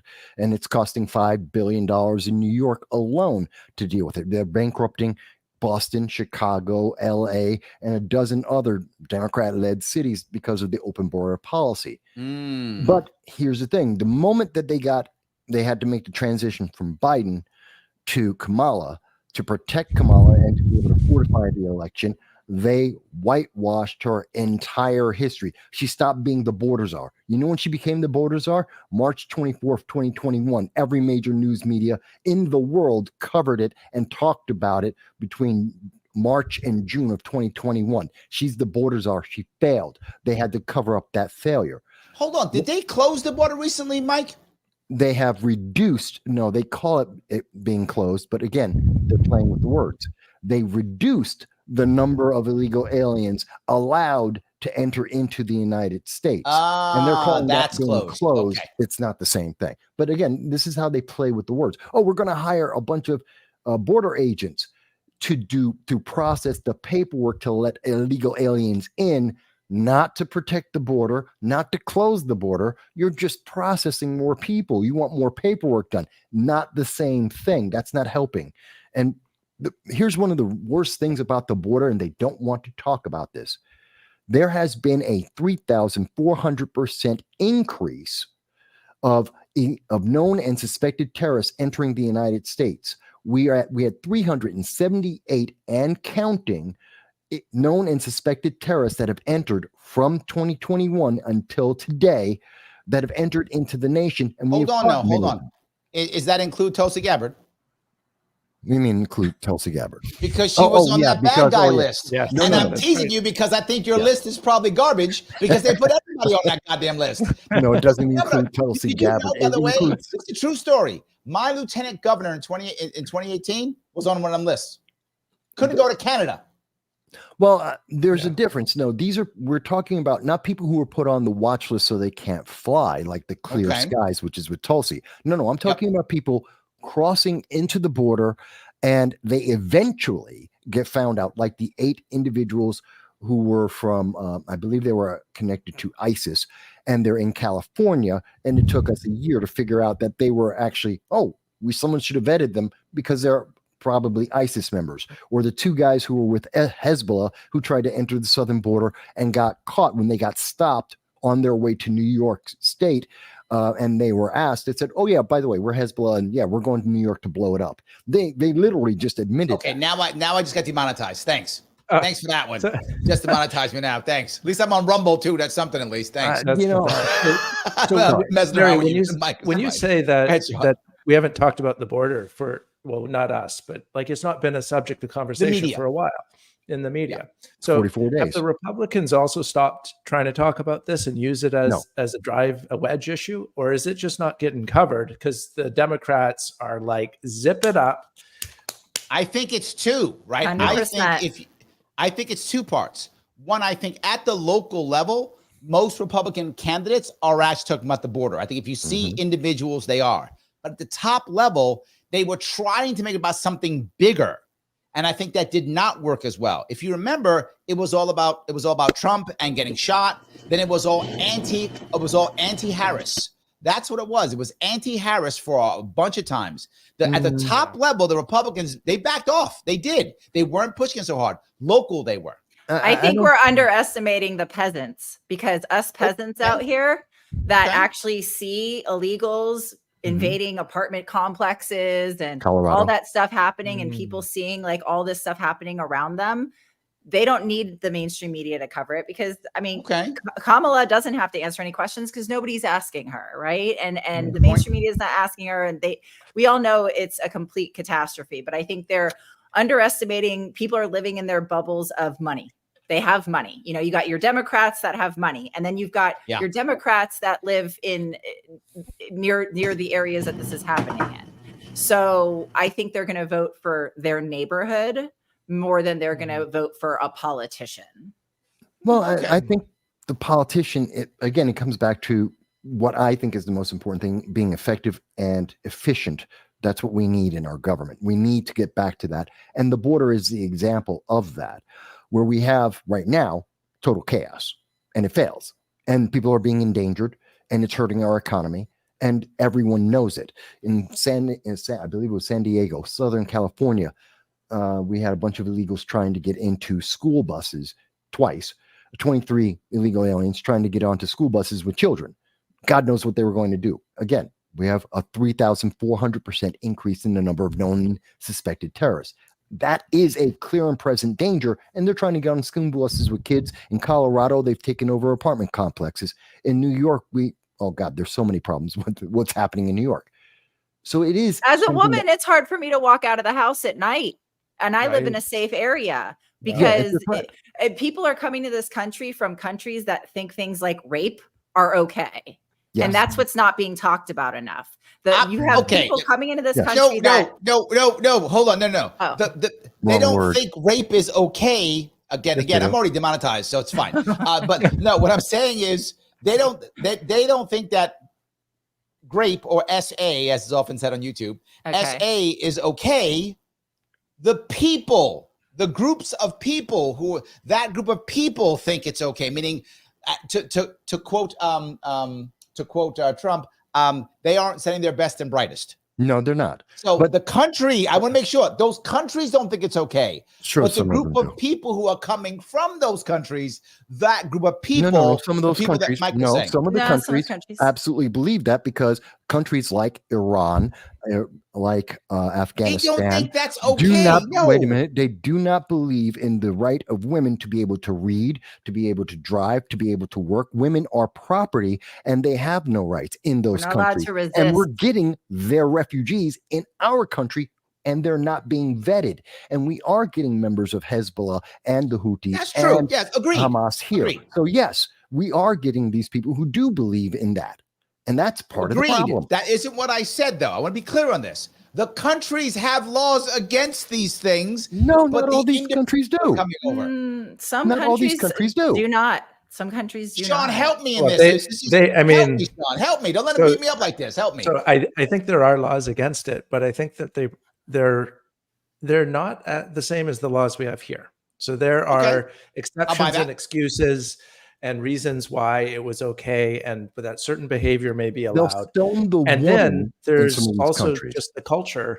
There are cultures where whatever the law may say in your local community, you have a different culture. We see that, in our own country. Look at Afghanistan. We left Afghanistan. You can go in our own country where the rules that are written in the law book aren't necessarily what goes on in the community. All right, you got a bunch of people mad about this one. You got a bunch of people mad. I gotta grab some of these. Philadelphia Yeshiva says, say grape instead. Most say grape. Yes. Or SA for that type of assault. So yes, we need a training session next time. Yes, that's how you. Again, this is the censorship that we have that we talk about. You're Shannon, what are you talking about? This is how the algorithm picks it up, which is why we have to have baby talk on YouTube. Right. Otherwise, we get trashed. We have to have baby talk. It's crazy. Minor Threat's mad at you. He says, so full of S, Iran has women more advanced degrees than the U.S. He's right. He's right, guys. In 1980, yeah. No, today. Let's talk about Afghanistan right now. Iran is not as a perfect point. Afghanistan, yes. Iran's not as bad as the stories get told here. Yes. So Becky likes me. She says very diplomatic, Larry. I was being diplomatic. Thank you very much. I was very good. So yes, absolutely. Yes, absolutely. So you got a couple people got mad at that, but that's fine. It is what it is. So, okay. All this being said, though, since they haven't been talking about the border, is the border going to be a big deal in 2024, or is it still just the economy? Is all of the abortion talk and the border talk just side talk? And it's going to be what Shanna says. Am I paying bills or not? And that's what I'm going to. I'm going to write that. I'm going to write the check. I'm going to check that box for one or the other. But I think we've just been hearing in some of our conversation about the border, about how the border has an effect on the economy. and it has an effect on your daily life and what's going on in and around your home and everything that you're feeling. And as we established earlier, 95% of the people vote based on emotions. And so it is going to have an effect on the election. And similarly, abortion will for certain people, because they're just drilled in that this is like, it's a fear that this is going to be taken away, and they hear it. They're told that it's going to be taken away from them. And whether they ever need it or don't, it's just like it has to be there. And that's something that they've incorporated into deeply held beliefs. And it's hard for people to change deeply held beliefs. It's not impossible. People do it, but it's hard. And especially if you keep listening to media sources that reinforce them. Nice. That's one of the problems. Well, hold on one second, Mike. Before you go, keep your thought. Go ahead. Peace out to being very nice. Thank you for the super $2 for my demonetization fund. There we go. So a couple bucks for that. Oh, so, right. Yeah, there we go. We should call it like a swear jar, right? Every time someone says the wrong thing, you got to put $2 in for that. I like that idea. I like that. Ryan Murphy, thank you for the $5. Appreciate it. Tell the apartment complex residents that the border is not a big deal, and see their response. It's a valid point. I think you guys are right. I mean, it's a valid point. Yeah. And it's an ongoing thing. And you can't, as much as the media would like to downplay it, and they have been, again, they rewrote her history. They basically have switched all of the stories they want to talk about. But you can't get away from, because even though it may not be national, and I cover a lot of stories across the country, it's happening, and local news is covering it. So it's not hitting national necessarily. Yeah. Like I said, the Southern California, they're dealing with migrants trying to get onto school buses with children. We don't know who these people are. That wasn't national news, but it was local news. And the people in Southern California now have to consider, is the open border worth it when my kid might be affected by it because no one's protecting them? And that's the job of the government, is to protect the people. That's one thing that they should it's not. be doing. No, it's not. Protect the border, not the people. No. That's why you have a Second Amendment. We protect ourselves. The people. No. People is that is what every government's supposed to do. That is what Kathy Hochul says. My number one job is to keep the New Yorkers safe. No, nowhere in your oath does it say that. Nowhere in your job does it say that. The job of the executive is to ensure the rights of the individuals. They're not here to protect every individual. They're here to protect the rights of the individual. Second Amendment, we protect ourselves. Okay. One, I love the Second Amendment. I will never deny that. And I always want someone to protect themselves. Of course I do. And what I want is to see somebody actually go and mandate that every woman in America, before they graduate high school, have to be proficient with a firearm. Not that they have to go and buy one, but that by the time they get out of high school, they're proficient with it, so that if they choose to be able to defend themselves, they can be able to do so. I want to see somebody, anyone in politics, I don't care, left, right, middle, I don't give a damn, somebody pick up that and make that a thing. And you'll see crime for women, against women, drop. I guarantee it. It would make it better. But Larry, is that a mandate that you would support? No mandate. No, I'm not a mandate guy. No, I think, Mike, here's what I would like to see. I would like to see that the Second Amendment matters, so that women could, if they wanted to, learn it. You should have, look, you know this, Mike, you live in New York. We used to have gun clubs in New York State. That used to be a thing. You could learn in high school. You would drive, if you lived in New York State, upstate New York, you would have a gun rack in your pickup truck to drive to high school, because they had shooting clubs. That's what it was. That's what I'd like, so that women can choose to do so. I hear mandate. Oh, I don't like mandate. So no, Sean. I know, because you're Republican, you like mandate. And you're libertarian. I'm a libertarian. And I don't want to see that as part of the curriculum in the schools, as part of basic training in life. It's part of basic life training. Hold on. I'm going to show you why I'm right. Ryan Murphy, Larry, 100% correct. Yeah. X-Swim, damn right, Larry. Sorry, I win again. I'm just telling you, Mike. Don't call it a mandate. Call it part of the curriculum of the schools. I don't care what the wording is, but I want I think it would help women. I think it's very important. Maybe the word isn't mandate. Fine. Okay. Still part of that. I'll calm down. Go on. Okay, I'll calm down. Absolutely. I'll calm down. Whoo. See, even Joel, not liking mandates sounds homophobic. What? There we go. See that? Oh, man. Yes. That's see that? Writing. Okay. You were already a phobe or an ist. Already, Mike. You can't get around it. You were always a phobe or an ist. Exactly. Yes, absolutely. I do want to bring up something funny here, if I can find this real fast. So many comments, guys. Thank you so much. I'm trying to grab as many as I can. I know you have so many of them, but there was one thing I thought was kind of funny, and it was, if I can find it, and of course, now that I want to find it, I can't. There it is. Okay. It is Cheyenne. Is that right? Yeah, Cheyenne. There we go. Cheyenne Souza says more than one. She actually put down, I think it's a she, 3 times, cut spending, cut spending, cut spending. Yes. And she put it 3 times. I just wanted to let you know that she put that down 3 times. And there's 1, and there's 2, and there's 3. Literally. I think Cheyenne wants to cut some spending. Yeah, I agree with her. I think she does. I think. And the virtual tourist is the opposite. He says tax. No. Right. Opposite. Absolutely. I got to tell you how much I love my chat. I love this audience so much. Yes. This is one of the only shows, and I'm not joking. This is one of the only shows that's political that is not an echo chamber. There are very few that are not echo chambers. This is one of them. I have people who are hardcore left, hardcore right, in the middle, libertarians all over, RFK Jr., single issue people all over the place, and they don't yell at each other. They don't with vulgarity. They do yell sometimes, but not with vulgarity. And I do love that. So thank you guys. I love my chat. You guys are absolutely the best. I pause. So I want to keep going. I have some more, but before I do that, before I keep going, I want to do 2 things. Number 1, guys, if you haven't clicked the like button yet, the time is now. The time is now. Do it right now.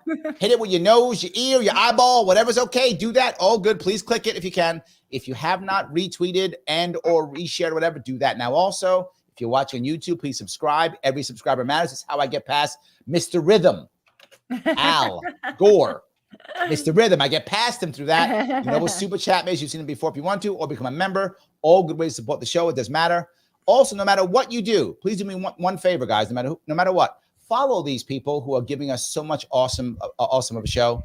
Please follow them on either X or check out the show description on both YouTube and on Facebook. You can follow them on Shannabis, that's 2 N's, Shannabis X, or AKA MacGyver, or MV Consult, all on X. What I want to go now, before I keep moving, I have a couple more I want to grab. Tell us what you're doing. Tell us what you are absolutely doing. Shannabis, tell us what you're doing. How can we find you? Tell us what you're doing. Well, I have been an advocate in the cannabis space for over 15 years in multiple marketplaces. Back when the licensing first started here in Nevada, I ended up meeting the owners when they very first got licensed, and I worked for a publication. I was actually the first person to sell a car. You'd appreciate this as a radio guy. I sold print advertising to Land Rover on a medical cannabis publication, and I did that before High Times. So I was the first one to do that. And it got me really engaged with the building of the industry here. And I did make a product through the testing of the plants and creating, what I mentioned before, there's a counterfeits, CBD marketplace. It's huge. And I really advocated on the testing of the plant because we really regulated it here in Nevada. And I studied basically like 2018, 2019. I knew a lot about I knew a lot about the FDA, the CDC, the NIH, all the problems into trying to get, cannabis through all of that. And so when Bobby started talking about that in 2020 with COVID, and, I agree with a lot of the things that he, stood for and stands for. I lost my LinkedIn for 2 years. I got kind of shadow banned. There's actually, influencers in the industry that don't want me talking because I talk about all the risk. I talk about all of the money you don't make. I don't, I'm more of a strategist in that sense. So why does someone reach out to you?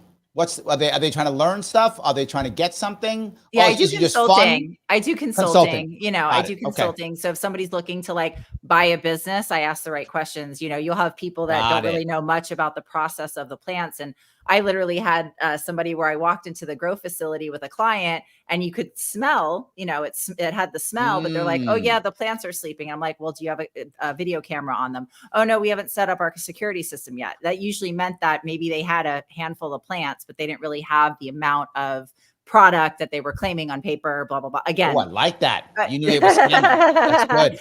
So again, I Excellent. I do risk management. So, and I love that. I have the super PAC for Bobby, which is, I'm going to shut it down here in the next like 2 weeks if I don't get a substantial donor, because I'm not going to keep up with the paperwork. Makes sense. It's just me. Tax for pain.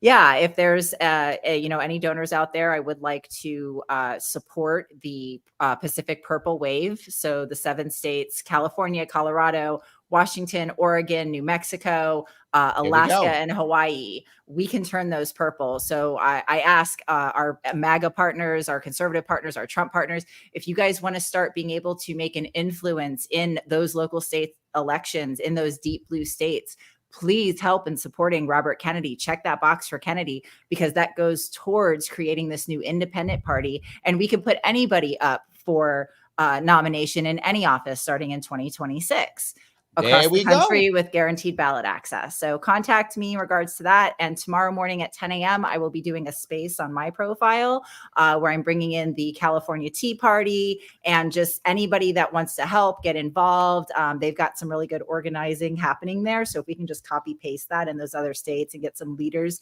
in those other states to, help get the message out, that would be great. There we go. That's amazing. So Sean, follow that.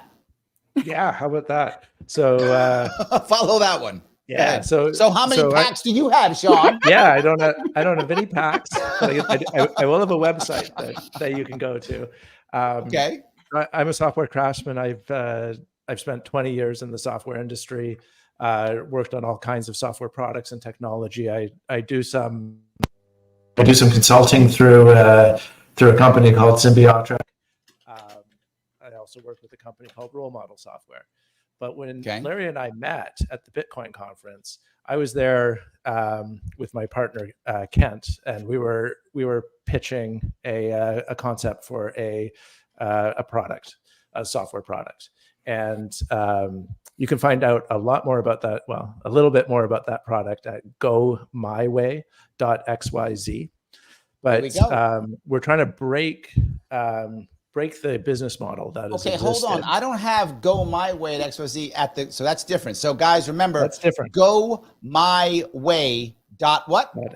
XYZ. There we go. Okay, we'll make sure we got that. Sorry, I didn't have that. Yeah, and so with that, we are our goal there is to give people a way to take ownership of their personal data, become self-sovereign, if you will. And instead of having a tech business where you are the product, where you give over all of your data so that Microsoft, Google, Meta, whoever else can monetize that, you take ownership of your data, you hold it closely, and you can choose, if you like, to contribute some of that data, de-identified, to a pool of data, location data, that can be sold into what is a growing $16 billion industry. What did you call it? Sovereign what again? Self-sovereign is for self-sovereignty. Yeah, self-sovereignty. Shanna, I think he beat you on that one. He went to self-sovereignty. I think he wins. Yeah, he wins. I love that. I like that. That's good. So sign up. Oh, and it's the Venus PAC. Oh, Venus PAC. Yes. Pretty good. There we go. Yeah. So gomyway.xyz. Go check that out. It's just a little page. Sign up to the mailing list, and we'll keep rolling out some more info as we make progress with it. Mike, follow those two. How many PACs you got? How are you going to self-sovereign us? I got no PACs, no self-sovereign. That's not my thing. But what I will say is, and Larry, you know this, and I love by the way, I love this panel. I love the conversation we've had so far tonight. We're not done. I got more. Agreements and disagreements. I love that. And the chat trying to, yes, chat. I'm reading everything that you're saying, and I'm trying to keep up with it all. Yep. But I love the interaction. That's what makes America great. So with that said, what I do is exactly what you're looking at, political commentary. Why do I know all the data and all that? Because that's what I do every day for 18 years now. This is what I do. Talk to politicians, talk to politicos, people politically active. I let people know about what's happening around the world and what's happening in the United States. And you go to right there. No sound bites allowed. No sound bites allowed. It's on YouTube, Rumble, LinkedIn. I'm on, I don't know, half a dozen things. Go to YouTube, go to Rumble, type in No Soundbites Allowed. You'll be able to get me. Every Sunday, I do a live stream, which averages, on a short one, I do 2.5 hours. On a long one, I do about 8 once a year. On my birthday, I go at least 12 hours nonstop. Just always. That's why I said we'd be here till Thursday if I didn't stop him. Wow. That's true. Guys, I feel like an idiot right now. No, do you know why I never streamed out to my own audience? Why not? I realize that this is my first time doing. I told you I've done this before, but only by myself. This is my first time. It's okay. But you know what? I want to share yours. I'd rather just be on the Larry Sharpe Way network. I don't want my own to be on yours. No, we spread it around and everyone here. Joel says, I like that the chat talks to each other as much as interacting with Larry or guests. That's true. Yes, that's actually true. The best chat. Absolutely. Yes, absolutely. It's very funny that happens. Virtual Tourist says, you're both wrong. The job of government is to keep the peace. Peace then keeps people safe. Peace then protects people's rights. Oh, I think Shanna thinks she's. I like that. I like that. I don't. I like that answer. I like that answer. Yeah. All right, Sean, where do you land? Yeah, the health of the government is war. So there's no peace involved in the state. Ooh. Well, I wouldn't go there. I like that, Sean. Okay. Yeah. Okay. Nice. I do like that one. That's good. Yes, that is good. I do love that. Ryan says, if you like mandates, you hate all rights and expressions. Damn, that's kind of hardcore. Let me clarify, because I think everyone's They're focused mad on at you the for word. mandates. They don't like that word, Mike. You made them mad with that. And that's the thing. Everyone's focusing on all. the concept of mandate, and you can change that. I said mandate. You could say it's a requirement it's part of their learning curriculum. It's an opt-in, opt-out program. Whatever. It's a heavy libertarian audience, Mike. You're going to trigger us with that. You're going to trigger us. I'm not worried about triggering everyone. Here's the bigger thing. Get past the thought of the mandate, look at the policy. And I'm happy to compromise. We'll make it optional in the schools. Parents can opt in, opt out. I'm great with that. Okay, we're good. Let's talk the you just policy. triggered us with the wrong word. You triggered us. That's all. Yeah, I don't care about the word. I care about the policy. Mike is mad at you, though, Mike. Another Mike. He's mad at you. He says Republican policies suck. No wonder they have had a hard time winning elections since 2016. Somebody doesn't like your policies, Mike. You know what? If that's the hardest kind of complaint, trust me, that's the weakest. And I love, give me those kind of complaints all day long compared to what I actually hear. You know how many times I get told I'm soulless on a Sunday? Soulless? Soulless. I haven't got that one yet. Okay, no, I'm doing good then. Fact, just last week, I got told I'm going to hell because I'm not going to vote for Kamala because I'm black. Well, that's true. That's true. It's accurate. Yeah. Oh, no, it doesn't. You didn't vote for Biden, right? No, of course not. So you and I are no not even black anymore. We're not black anymore. No. Yeah. So they're wrong. Tell that guy he's wrong because we're not black anymore. Yeah, because it was decreed by Biden. Biden said if you don't vote for him, you ain't black. That's what he said. So both you and I, we lost our black cards. We don't get them anymore. Don't you love the inclusiveness of the Democratic Party? You're right. Yes.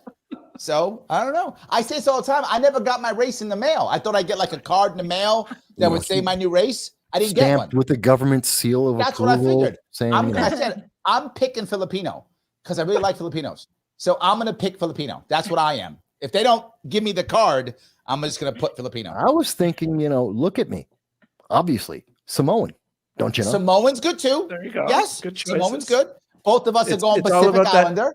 Yeah, it's all about the Pacific wave of purple. Yes, so we're doing Pacific wave. I love it. All good. Get to pick. You guys, you non-black, you white people are mad now because you get to pick your race. We get to pick. You guys are mad. Shanna's like, damn, I wanted to be something special. No, you don't get it. Sorry. No, I mean, we'll argue like Irish, Scottish, English. We'll just fight amongst ourselves. That'll be fine. We just fight amongst ourselves. I love that. That is absolutely amazing. I do love that one. So if I can watch so many of these popping, I do love these here. Did I get one more of these? All right. We got another. Take them all. Take them all. Sorry. EMS Wim says, I give you the $5. The job of the government is to serve the citizens, not corporations. Sure. That's where we've lost our way. Agreed 100%. I think even libertarians say that. Yes, you are 100% correct. Yeah. The idea that corporations or everything is terrible. It is about the individuals and the people.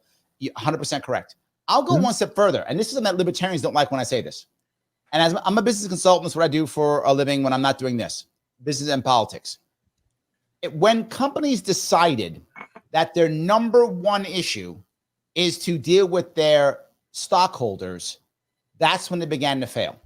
Yep. Their number one issue should be customers. Absolutely. That should be number one. If a corporation, and this is how I know this is every single time, the second a company focuses on shareholders, it begins to crash. The shareholders get a bunch of cash and the company goes into the toilet. If you focus, I'm not saying you don't ignore shareholders, but the focus must be on customers. That's the focus. If you focus on customers, you will keep your shareholders happy over time. It's happened every time. When you focus on shareholders, your company collapses. And that has been a bad thing about America. Focus on customers. You'll keep your shareholders happy.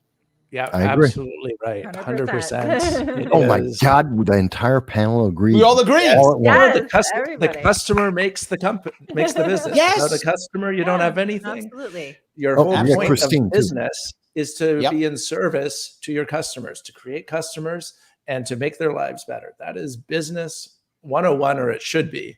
And I mean, even Jack Welch said that stakeholder value was the dumbest idea that was ever promoted. So yes, it's not the, and I think it's because, and I'm going to go back, the libertarian in me says it's because of the Fed.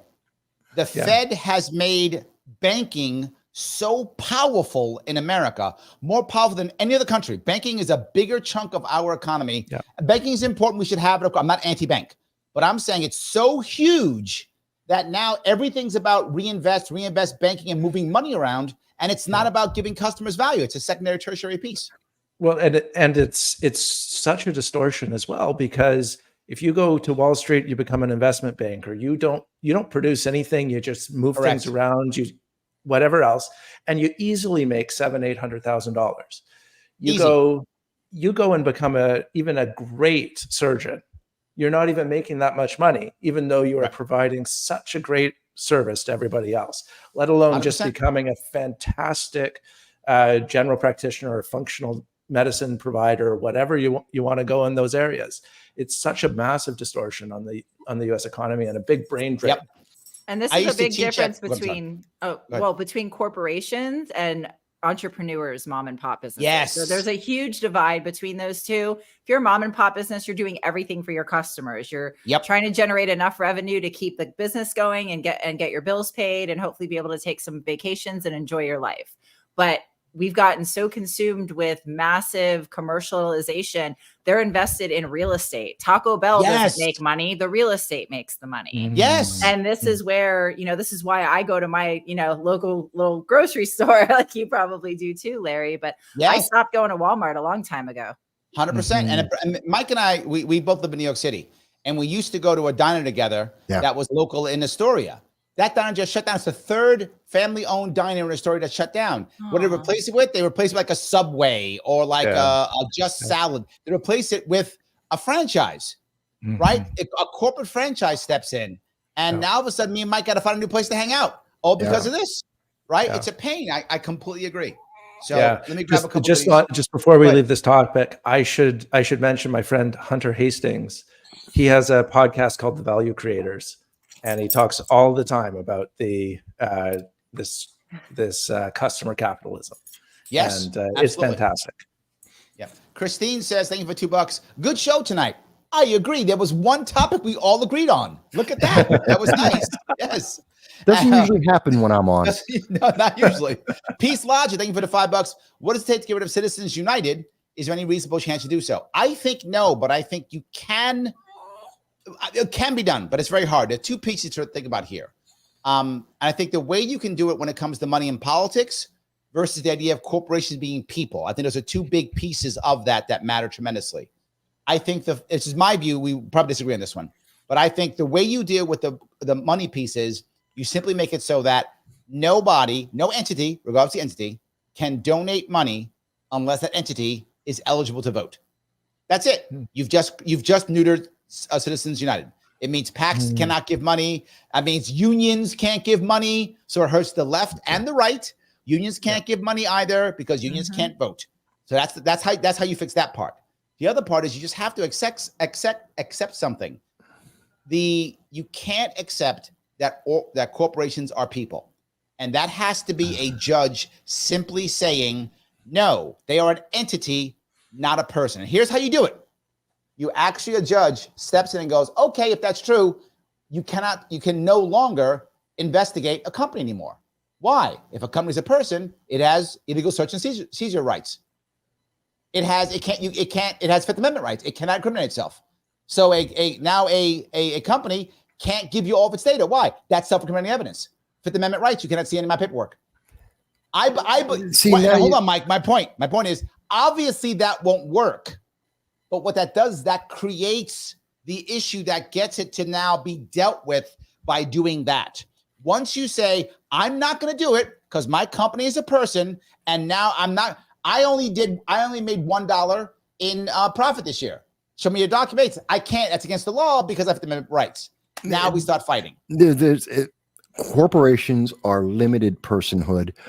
There's a lot to this, and we're talking about contract law as well, and there's aspects of that.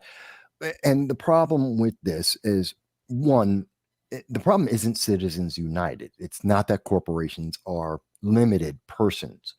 Yeah, it's the problem is that there are so many lawyers on such a badly written law with such a bad interpretation by judges that are very much politically influenced that we are getting the worst outcome of that scenario. And there aren't enough people educated enough. And we have a mainstream news media that is more partisan bias and propaganda based than actually information based. This is a conversation we could have. There's a good and a bad to it. There could be some alterations. I agree with that there could be alterations. But, and we have to understand, most of the things we're talking about today are not simple 30-second answers. There's a reason why I can go on 6 hours. I know, Larry, you can do 8 hours on some of these policies. It's true. Without a break. And it's because there are nuances, and we have to listen to other people and say, okay, give me your part of it. All right. Maybe you got it. Shanna, you were literally nodding your head. So come on, where are you on this? I think that, big money needs to get out, but also too, I was able to create a super PAC by filing some paperwork. It doesn't really cost a lot of money. Yes, we had to incorporate, you had to pay to be a corporation. Yeah, but it doesn't cost a lot of money to start. Where super PACs and all of this starts to have a problem is when you have all of this big money that's invested, and then they're trying to get policy through, and they're more interested in policy. So, if the reason why I formed this PAC to support Kennedy was because the policy was cannabis, and he was the only one that had the plan that's actually going to work. Meanwhile, I've been waiting for 15 years for 1, 2, 3 different presidents, while I'm watching these businesses being built, and we're having meetings where local politicians are coming into the room, mostly Democrats, making promises in Congress and in Senate and all these different offices saying, we're going to legalize, we're going to do this, not knowing at that time what I know now, which you cannot legalize. You need an act of Congress. They just promise. But a president can take an executive order. So Correct. technically, all of these people that made all these promises, they could have executive ordered this a long time ago and just 100%. descheduled and opened up the free market. But they don't want to, because the Democrats are doing a move for Schedule 3 to put it into Big Pharma's hands so they can possibly take over the industry. Yep. There we go. All right. Let me grab Ryan. He says, with George Washington hating political parties and Thomas Jefferson hating central banks, did it make them libertarians? I'm going to say yes. I have posthumously made them libertarians. With the magic power, I am the self-proclaimed emperor of libertarians. And Pope of libertarians. And I have just decided they are libertarians. Yes, that is my answer. Already Mike's yelling no. Go ahead, Mike. Why am I wrong? Well, you have to look at actually the writings that they've put out there. And they did believe in restrictions. They did believe in religion being a backbone of the laws that are being put out there. No, they didn't. What do you mean? We're Judeo-Christian. We're based on Judeo-Christian principles. No, we're not. Stop that. Sure. They were all deist. Hey, Larry, I got a quick question for you. Yeah. Are you Thomas not? Jefferson literally had a Bible that had all like this. It was just basically a red letter Bible. It's just like what Jesus said. Yeah. In fact, the first Muslim who actually I never said there wasn't. I didn't say there was. We didn't say there's 100% of anything, but they all had religious beliefs. And by the way, yes, they had religious beliefs. Correct. Still along the lines. It has a root of Judeo-Christian. Muslims came out of the Judeo-Christian. Just because they're Abrahamic religion doesn't mean they're all that. Come on now. Your Abrahamic Republicanism is showing. Your Republicanism is showing. Abraham, Judeo-Christian. Yes, okay. It all comes from the same root. Fine. I'm saying libertarians. Done. Larry, are you upset about the libertarians not giving Bobby ballot access? Are you not upset about that a little bit? No. I mean, to be full with you, so not all you guys know this, but I consult with PACs all the time, right? That's what I do. I consult with the biggest PAC that supports Bobby right now, American Values. And early on, I was very forward. If they wanted Bobby Kennedy to have the libertarian line, this is the way they had to do it. And you had to do this last year. You had to say, look, I'm not a libertarian. That you have to say, Bobby said, I'm not a libertarian. This is transactional. I have some libertarian leanings. I have some libertarian policies. Here are the policies where we agree, which, by the way, he did very well. You probably saw that, right? When you were there, Sean. He did well when he said, here's where we agree. Bobby does that well. He shows up and says, here's what we agree. If he would have said that and then said, I'm not libertarian, this is transactional. I will get you 5% if you guys give me the line, and then gone to every one of the local, states, said that openly. It's transactional.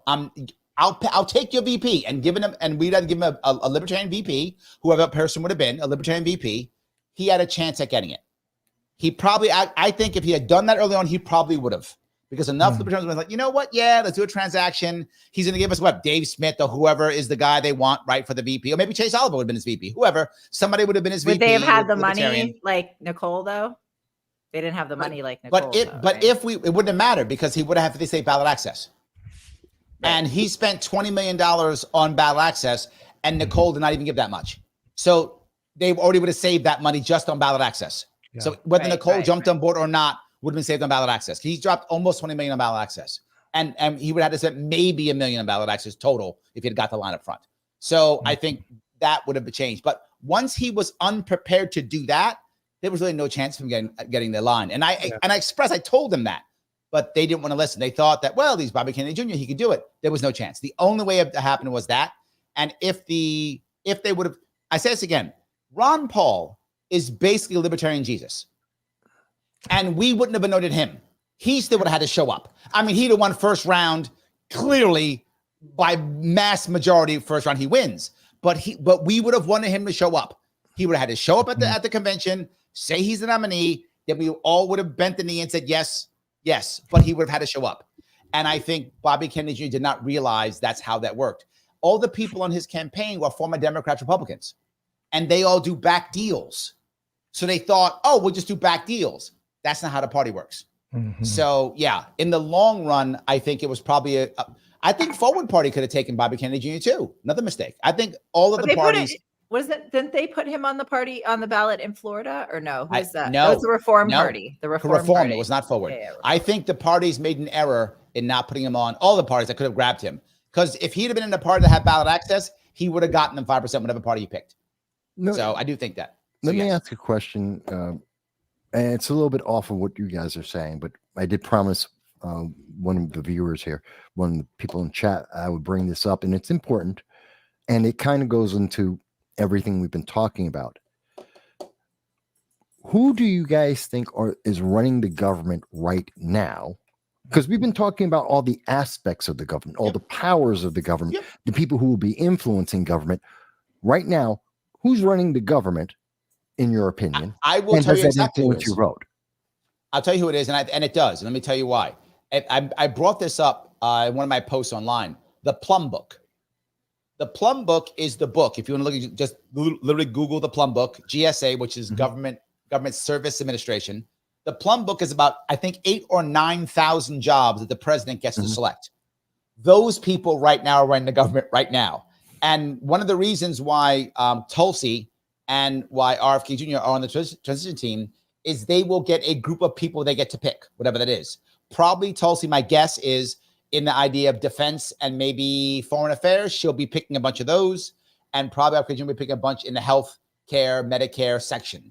You'll pick those people. Right now, those people, the deep state or permanent Washington, whatever you would call them, they're the ones not running it. That's my view. Shanna? Well, so Go ahead, John. All right. Go ahead. Well, so I mean, I think you're probably right that those are the people transacting on the day to day.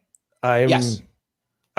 I think that who's actually setting direction for the government, who's providing the guidance and, well, direction is really the best word. I don't think that's names that we think about. And I don't, people say, oh, Obama's there, he's managing it. I don't think it's Obama. I think when Obama was president, it wasn't Obama either. And there's a whole world of this backroom dealing that we're not privy to.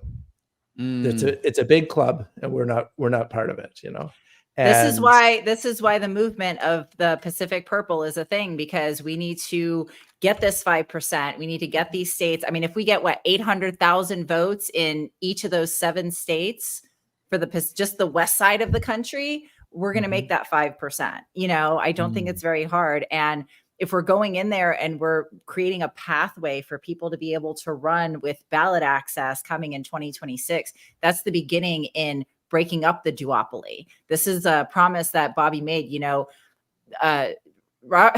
Robert F. Kennedy did not need to become president to create a movement. He did not need that. That's one job. There's so many other jobs in government that actually are way more influential, and you're able to actually move in those back rooms more so than the president can. And this is why we don't know who's controlling our government right now, because it's those entities. It's, the people that are making these moves that you don't see. What was that show that was on with the woman? She had the affair with the president. Scandal. Like her, where you have these people in these positions that are back there with everybody's ear, making the deals, making the decisions, and, creating this We the People party in California that the campaign did, that was preparing for this. And now we see what it was. There's actually some misinformation out there so the We the People party was created in California back in, I want to say January or February. Yes, he's not on the ballot with them in some states, but it was created so we could do this third party. Agreed. And utilizing those tools and targeting these deep blue states, I think we can really get this job done. And organization. Hold on, I want to say who's running this. It's Eric Holder and Obama. That's who's running it. Jake Sullivan is running it. I've heard that. Bureaucracies are running the government. There we go. Yep. The oligarchs are running it. The deep state is running. We got a bunch of people running it. The blob is running it. Other people running it. State Department, they're all running. I love it. I love all of those. I think that's amazing for those. But one part I'll bring is clear though. Hold on. Ryan says I'm correct. Say plus the plum book. See that? Okay. I'll be right again. Now here's the thing I notice about that, and one of the reasons why I brought it up, because everyone universally agrees Biden is a zombie part-time president. He's in for 6 hours a day, 5 days a week. Okay. And we all recognize there's at least 18 hours a day. At least every day of the week. We don't know who's running our government. We don't know what's going on right now. And we know that it is essential. So this election, if for no other reason, is to give us the security and to give our allies around the world, to give the security and the base for everyone, for Americans and everyone else. We have to get back to having a leader. That means we need to know what policies are there. We need to know what's effective and what's ineffective. We need someone with leadership. You know what? You don't want freedom and joy? No. Why do you hate freedom and joy, Mike? I don't know why you hate freedom and joy. You know what? Those are feelings. I'll have those feelings on my own. I don't need to get mandated, told, or ordered to have a feeling that someone else had. I'll have my own. Thank you. What I want from the government is to be efficient, effective, and to stay out of my life for the most part. Not as much as libertarians, but more than, hell of a lot more than anything the Democrats or progressives would say. I think we're going to see. This is why I say everyone's looking, when we asked who's going to win, and everyone, I know they want to put in our minds that Kamala has a chance. When no one can answer the question of who's running the government, and the person who's involved in the government right now, everyone should have said Kamala Harris. Yeah, Biden's a zombie. Kamala should be. Why? She's the vice president. And no one agrees. Everyone agrees. She has nothing to do with it. She's useless. Why the hell do you want to give her a promotion? Because the last piece. Let me do one. I'm going to end, but let me do Ryan, then I'm going to end on this. Ryan, thank you for $5. AIPAC gave Cory Bush's opponent $9 million here in St. Louis, of Missouri, here in the St. Louis area. Yeah, area. Yeah, absolutely, 100%. Yeah, and how much did Act Blue give? 100%. But hold on. Here's what I'm going to talk about here. What about the idea of what literally Bill Maher said on the show about a year or two ago? Bill Maher was talking to two people who are liberals or Democrats, progressives, whatever the word you want to use. And they were yelling about how all these stupid Republicans, they always vote against their interests. Why don't they vote for Democrats? Blah, blah, blah. And he looked at him and he said, because they hate you. And they hate you because they think you hate them. And you do hate them. So Bobby says this too. He says that they are voting out of fear. And I'm saying, what about voting out of hate? Do we think that people will go, I don't care, I just can't vote? The amount of women, black women I've spoken to, will I say, I'm just curious, why don't you want to vote for Trump? And what they literally say is, he's a racist. I'm not joking. I'm not joking.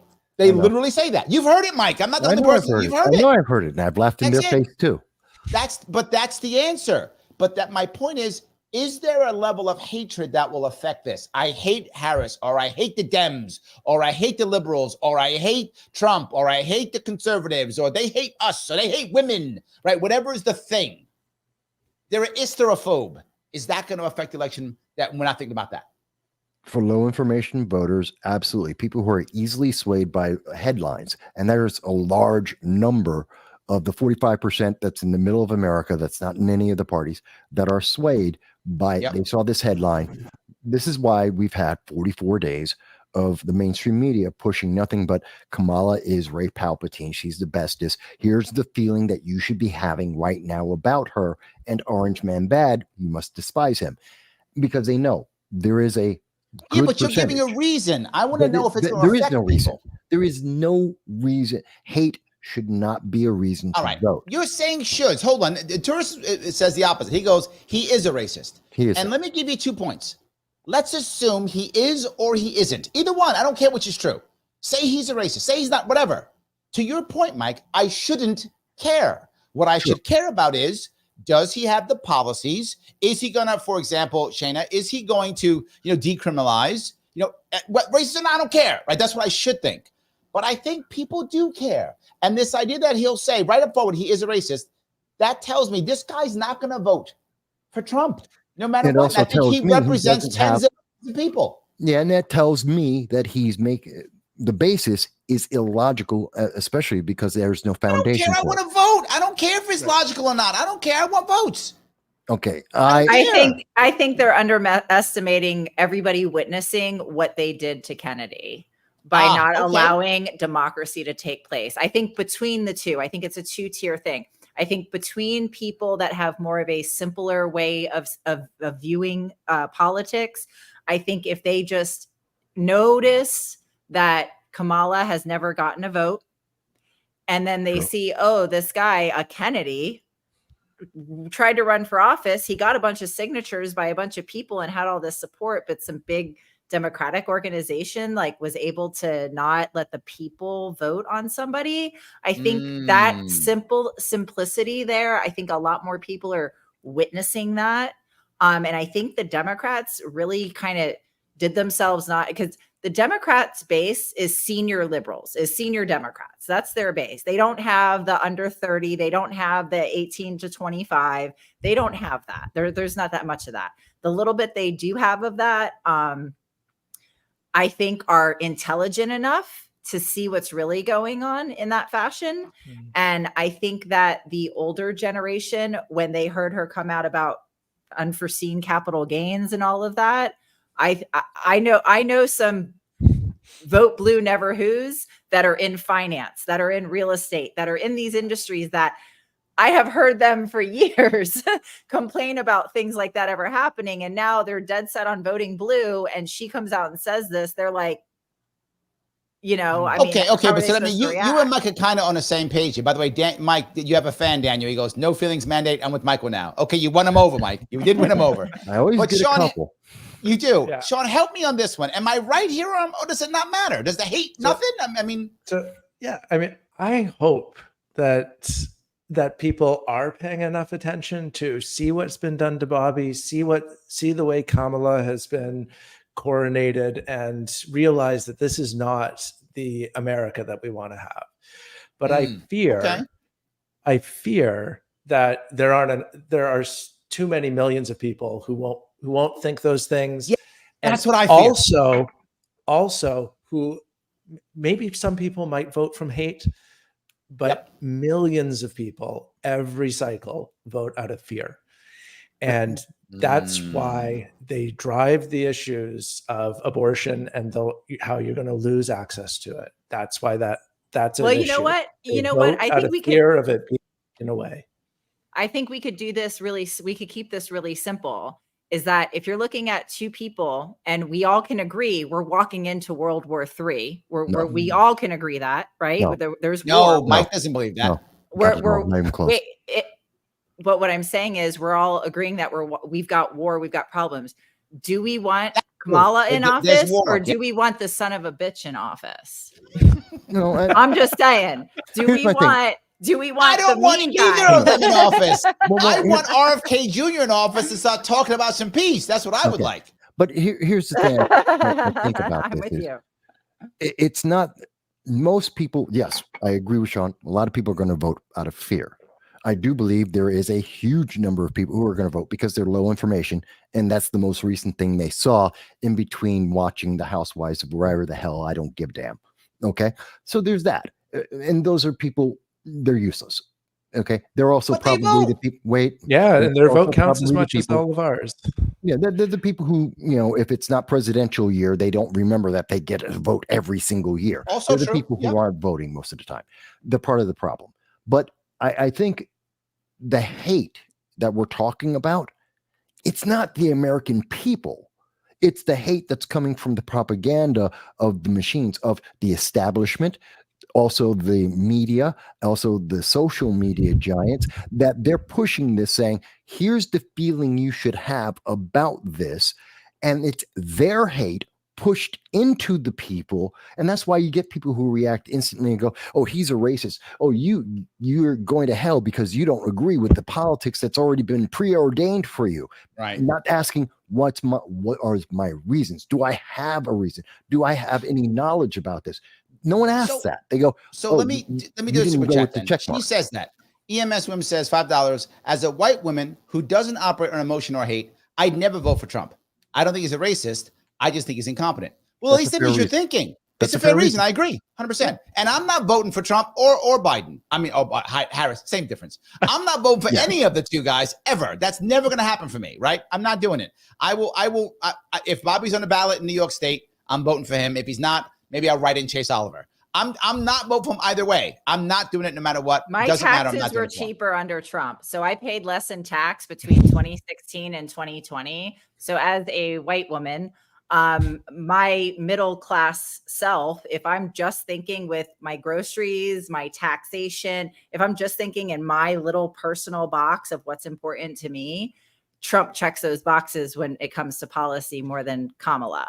So I hear what she's saying, and I have heard that before in the past, but I think the people that he's keeping around him now really speaks volumes. And I think that's something here. This is a different level of this is a different level of emotion that might make you mad, Mike, but you might like because you like the outcome is good for you. And this is Ryan. He says, I just don't see Kamala winning the presidency. Now that's emotional. And I think a lot of people feel that. I don't think it's emotional. And say, is someone presidential? which is absolutely subjective, right? Someone could see this person or that. No, because Mike deems it so. I'm sorry. Could tell us, Mike.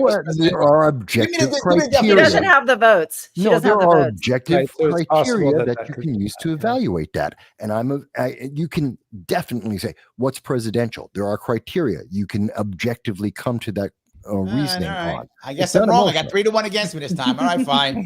3-1 against me this time. I'm wrong this time. Fine. It's fine. Anyway, I don't know. But I don't even mind that, tell you the truth. I mean, I do feel that people do think that. Grace, though, is the opposite. She goes, I fear Kamala will win the presidency. I still think she's got a shot. I don't know why people are just so like, Sean, you're with me, right? She's still got a shot at this, right? I think that it's entirely possible. Not necessarily because she's great, but because of the low information voters who are out there that vote blue, never who, and the Democratic machine. I think she lost the swing states. I think she lost the swing states with Bobby. I mean, I think she lost the swing states, the majority. I would not let up in trying to win this election until 100%. you are 100%. Until it's whatever 9 days later and they finish counting all the ballots and a month later, trying to figure out where the other votes might come from or whatever else.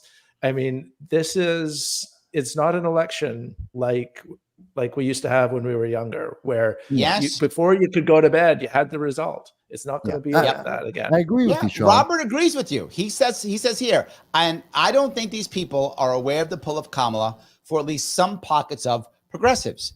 There are black academics literally risking long-standing alliances with Palestine for her. I think that's true. I think Robert has a valid point. I think he's got a shot. Not from the I see a lot of progressives out there who are actively protesting against it. They did it at the DNC. I've seen them online. I've seen them trying to promote this, that they are very much against Kamala for those very same reasons. But more importantly, I think that, like you're saying here, Sean, we have to be diligent. I think she's peaked. She's at 40, depending on which poll you want to go to. She's peaked somewhere between 46 and 47.5% or averaging out the polling. There's a poll up, down, doesn't matter. Average 46, 47, which is about 2.5 points, 3 points higher than where Biden was on average. Trump on average hasn't moved. Consider Kamala since day one, 44 days, they have been pushing her. You can't keep that pace.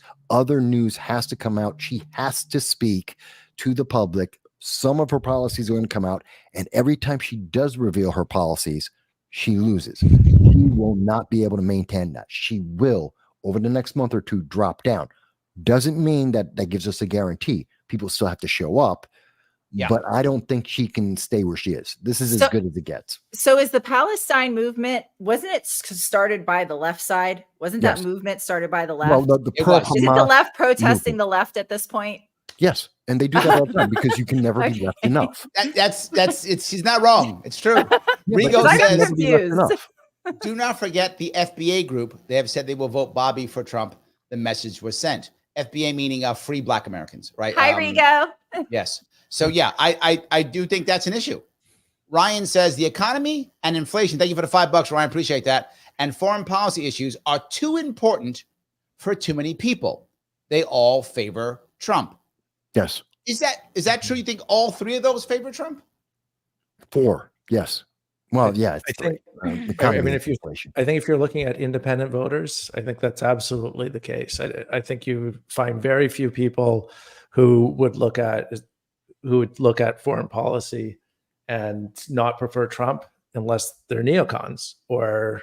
I think a lot of people are neocons in their hearts. I think a lot are. And Jess says this. I don't understand comments like hers. And I think she means Shayna. Trump screwed us in 2020. I am one of the few that holds him accountable on his decisions that led us to inflation. So there's people who think that this is why when you say a time of inflation, aren't there people who blame Trump for the inflation too? So the inflation's COVID. Let's talk about COVID. Okay. Okay. So the inflation happened because a government wanted to close us down, right? The virus. The virus. Okay. So You're demonetizing me again. Right. So, sorry. Yes. So Trump was in office 2016, 2017, 2018, 2019. Obviously we had problems. What problems did we have? 2020 happened, right? Or I'm sorry, not 16, 17, 18, 19, 20. Yeah. 2020 happened. Yeah. He also admitted that he hired people he shouldn't have hired. He involved people he shouldn't have involved. I think that goes down to Fauci.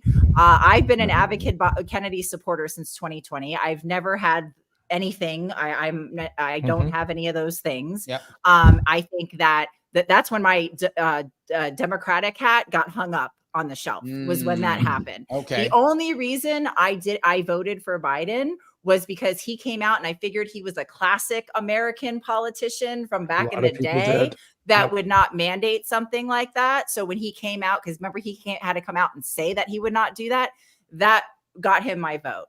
But the mandating and the shutting down of our institutions is what created this inflation. The fact that office changed and Trump did not stop it before he walked away, whether or not he could, because at that point they had posted up Fauci and they had posted up all the Democrats were mask up, get all your mandates, get all your thing. No, the Democrats wanted to mandate us with all of that. Do you think for a second they're not going to do it with the upcoming POCs?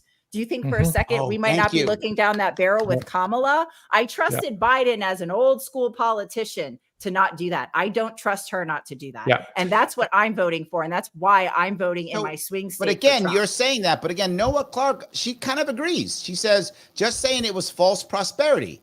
Donald Trump admin started printing us into inflation. JB hit the nail into the coffin. None of us. Even Sean said it. Yes. Saying it too. Yes. A lot of people say that. The government spending that was necessary in order to keep people shut up and locked away so that we could all hide out and not get COVID. Yep. That is the inflation we're dealing with today. Okay. It started That's Trump. all Trump. When it happened right away, it needed to be done. It got worse. No. But it started there. Government spending right away. No. Creates money, creates inflation, and we all suffer from it. Okay. Yep. But to keep it going 2 years later, like the Democrats did, sucked all the rest of that money out, like for the 2 weeks we were supposed to do, or for the 1 month. Okay, that's what we were supposed to do. Get $1,000 check for 1 month. 15 days. 15 days. Exactly. And that's what Trump bought into. And I think that when he says that a lot of people really screwed him, I believe he specifically is talking about this time. And he's talking about how all the neocons and all of the people that really run our country wanted to, get more money and guide us. And the fact that when Joe Biden came in, all they did was stay with that narrative, and they just let the states do whatever they wanted to do. And then they took 2.5 years. I mean, I was in Arizona. We weren't locked up like people in California. Oh, I was locked up. I was in New York. I was way locked up. Insane. Wait a minute. Let's get some corrections in there and make sure this is correct. First of all, yes. Go ahead, defend your boy. Go ahead. Well, in part, I agree with you guys that, yes, the lockdowns were very negative to the economy, and it was somewhat inflationary, though not nearly as much as everyone thinks it is, because it isn't part of what happened in 21, 22, and going forward. There are entirely different economic factors going on there. Is it somewhat inflationary? Yes. But again, looking at all of the spending that Trump did over 4 years, he is still lower ranked than Obama or Biden. Biden has spent more than Trump has, which is even more inflationary than anything that Trump did. In fact, if you were to rank everyone, the top most spending of presidents and influencing inflation and also the national debt, you're going to see that Obama is number 3 and number 5 is going to be Joe Biden and number 8 is going to be Donald Trump. It's not as much of an impact. Why we have inflation today and why we've seen a 20% increase in that inflation is the economic policies. One, because of food inflation. There is a 30% food crisis in the world since the war with Ukraine in 2022. Even before that, there was the energy impact. Hold on. What you're saying, Mike, is Biden has been spending so much. Okay. My guy killed some guys, but not that many guys. That's what you're basically saying. No, he killed. You're saying he killed 6 dudes. He killed like 4. That's not what I'm That's saying. what you're saying. That's not what I'm saying. Well, I'm trying to get clarity. I'm trying to be the 8th worst mass murderer in history. I mean, no. Right? He's just the 3rd worst mass murderer. I He's not the understand. number 1 mass murderer. I understand. But you want to Michael, focus. You guys want to focus on the worst part of that comment. And it's very dense of what I'm trying to convey, which usually takes me about 2 hours to get through. We don't have 2 hours. No, listen, and we're not disagreeing with you. I completely agree with you. Hold on. Hold on, guys. Sean is disagreeing. Go ahead. I am disagreeing. So we're experiencing when the voters go out and they're experiencing inflation, they're experiencing price inflation. Prices are changing. But that's like a second order effect of the actual inflation that took place when the government spent well beyond its means, went over to their buddies at the Federal Reserve who created money out of thin air. And then it takes time for this inflation to work its way through the system. And why are the bankers and why are the military industrial complex, why is the pharmaceutical industry so profitable, so rich? Because they get that money first. They get the money when it's created. They get to spend it before the price inflation hits. And then all the rest of us, we realize that our savings are worth not just less, sometimes they become worthless, that are, that we can't go spend our money. This is economics 101. I'm sorry, Sean. That's an oversimplification and it's overemphasis of the wrong factors. That isn't. Hold on 1 second. Christine's on your side, Mike. Hold on. I think Christine's on your side. She says, Christine, thank you for $5. She says, we had energy independence under Trump and lower prices. That said, he definitely had a spending problem. So I think that's kind of what you're saying, Mike. Is she kind of saying what you're saying? She's that's the track. Yes, that's the track. There's more to it, but yes, that's part of the track. We've truly never really been completely energy independent, and we can't be. We have to have fossil fuel. We have to have nuclear. We have to have all the energies. But to produce it cleanly and cost effectively, we can do that. I mean, look at Alaska. If we are going to drill oil there, we need to also bring the water to places like the Southwest and the desert. So right now, what's not being talked about in 2020, China stopped taking our recycling. You might pay a company to come pick up your recycling and they haven't told you yet and you're still paying them. It goes to the dump. So we're sitting in a world right now where we have nowhere to put trash. People want to go, my childless self goes to a grocery store and brings my reusable bag. Meanwhile, people with 5 children apiece are taking as many plastic bags as they can carry. When we start having more of an environmental conversation, which I feel like this new Trump administration is going to be very keen on, because they all have children and they have their grandkid. You got grandkids, you got all this generation of people that need clean water. So let's get clean water, clean soil, clean food. We need the fuel. I mean, arguing about because either way, the big oil company is still going to be the big solar company. 100%. Or the big nuclear company. 100%. And we need them. We need them. We need their land. We need their money. Right. Agreed. But let's work with them. And I don't feel as though the Democratic Party is even discussing that. And no, they're not. They don't care. Agreed. They refuse because they're let me grab one more super chat, guys. I'm sorry, one more super chat. Eco-fanatics. She wants to be clear, and absolutely, she has to be clear. Thanks for the $5. Appreciate that. I'm completely against the Dems too. So she didn't like Trump, but she's also against the Dems. Me too. We are exactly on the same page. Yes. But I'm over people making excuses for Trump because he didn't know. Cry me a river over that shit. So she's not buying what you're saying, Shanna. She's not buying it. I'm not making excuses. Listen, I support Bobby Kennedy. That's the person I wanted for president. Because I live in a swing state and because I've witnessed what the Democratic Party has done to him, I now will be checking the box for Trump. And I am working with the all the different groups to try to unify together and get this independent party out there, which is what we need to help solve these problems. So, it's not about, I'm not going to sit here and go walk around with a Trump hat because Trump didn't pull me into politics. I will. Bobby did. And so I support the initiative. I'm not going to agree with him on everything, but I'm using my voting power to get him into office because he is going to do a better job, in my opinion, with his team than Kamala is going to do. And I always say this, I say Trump barks a lot, very annoyingly, very loud. He's a big barker, but Kamala bites. Kamala bites, Oh, and I think I like that's that. the difference. That is Oh, the difference. look at what? Oh, okay. I don't know. We're gonna- Willie Brown doesn't. stop on that one. I like that one. I Willie do Brown like will that one. disagree about the bite. He might agree with something else she does, but That's not okay. the We're bite. not going to go that road. I want to know, everyone here, guys, if you like this show, do me a favor, click the like button. I've asked you like 3 to 4 times. If you haven't done it by now, literally, you hate America. That's all I'm telling you. At this moment, you hate America. That's how it works. You must do it or you hate America.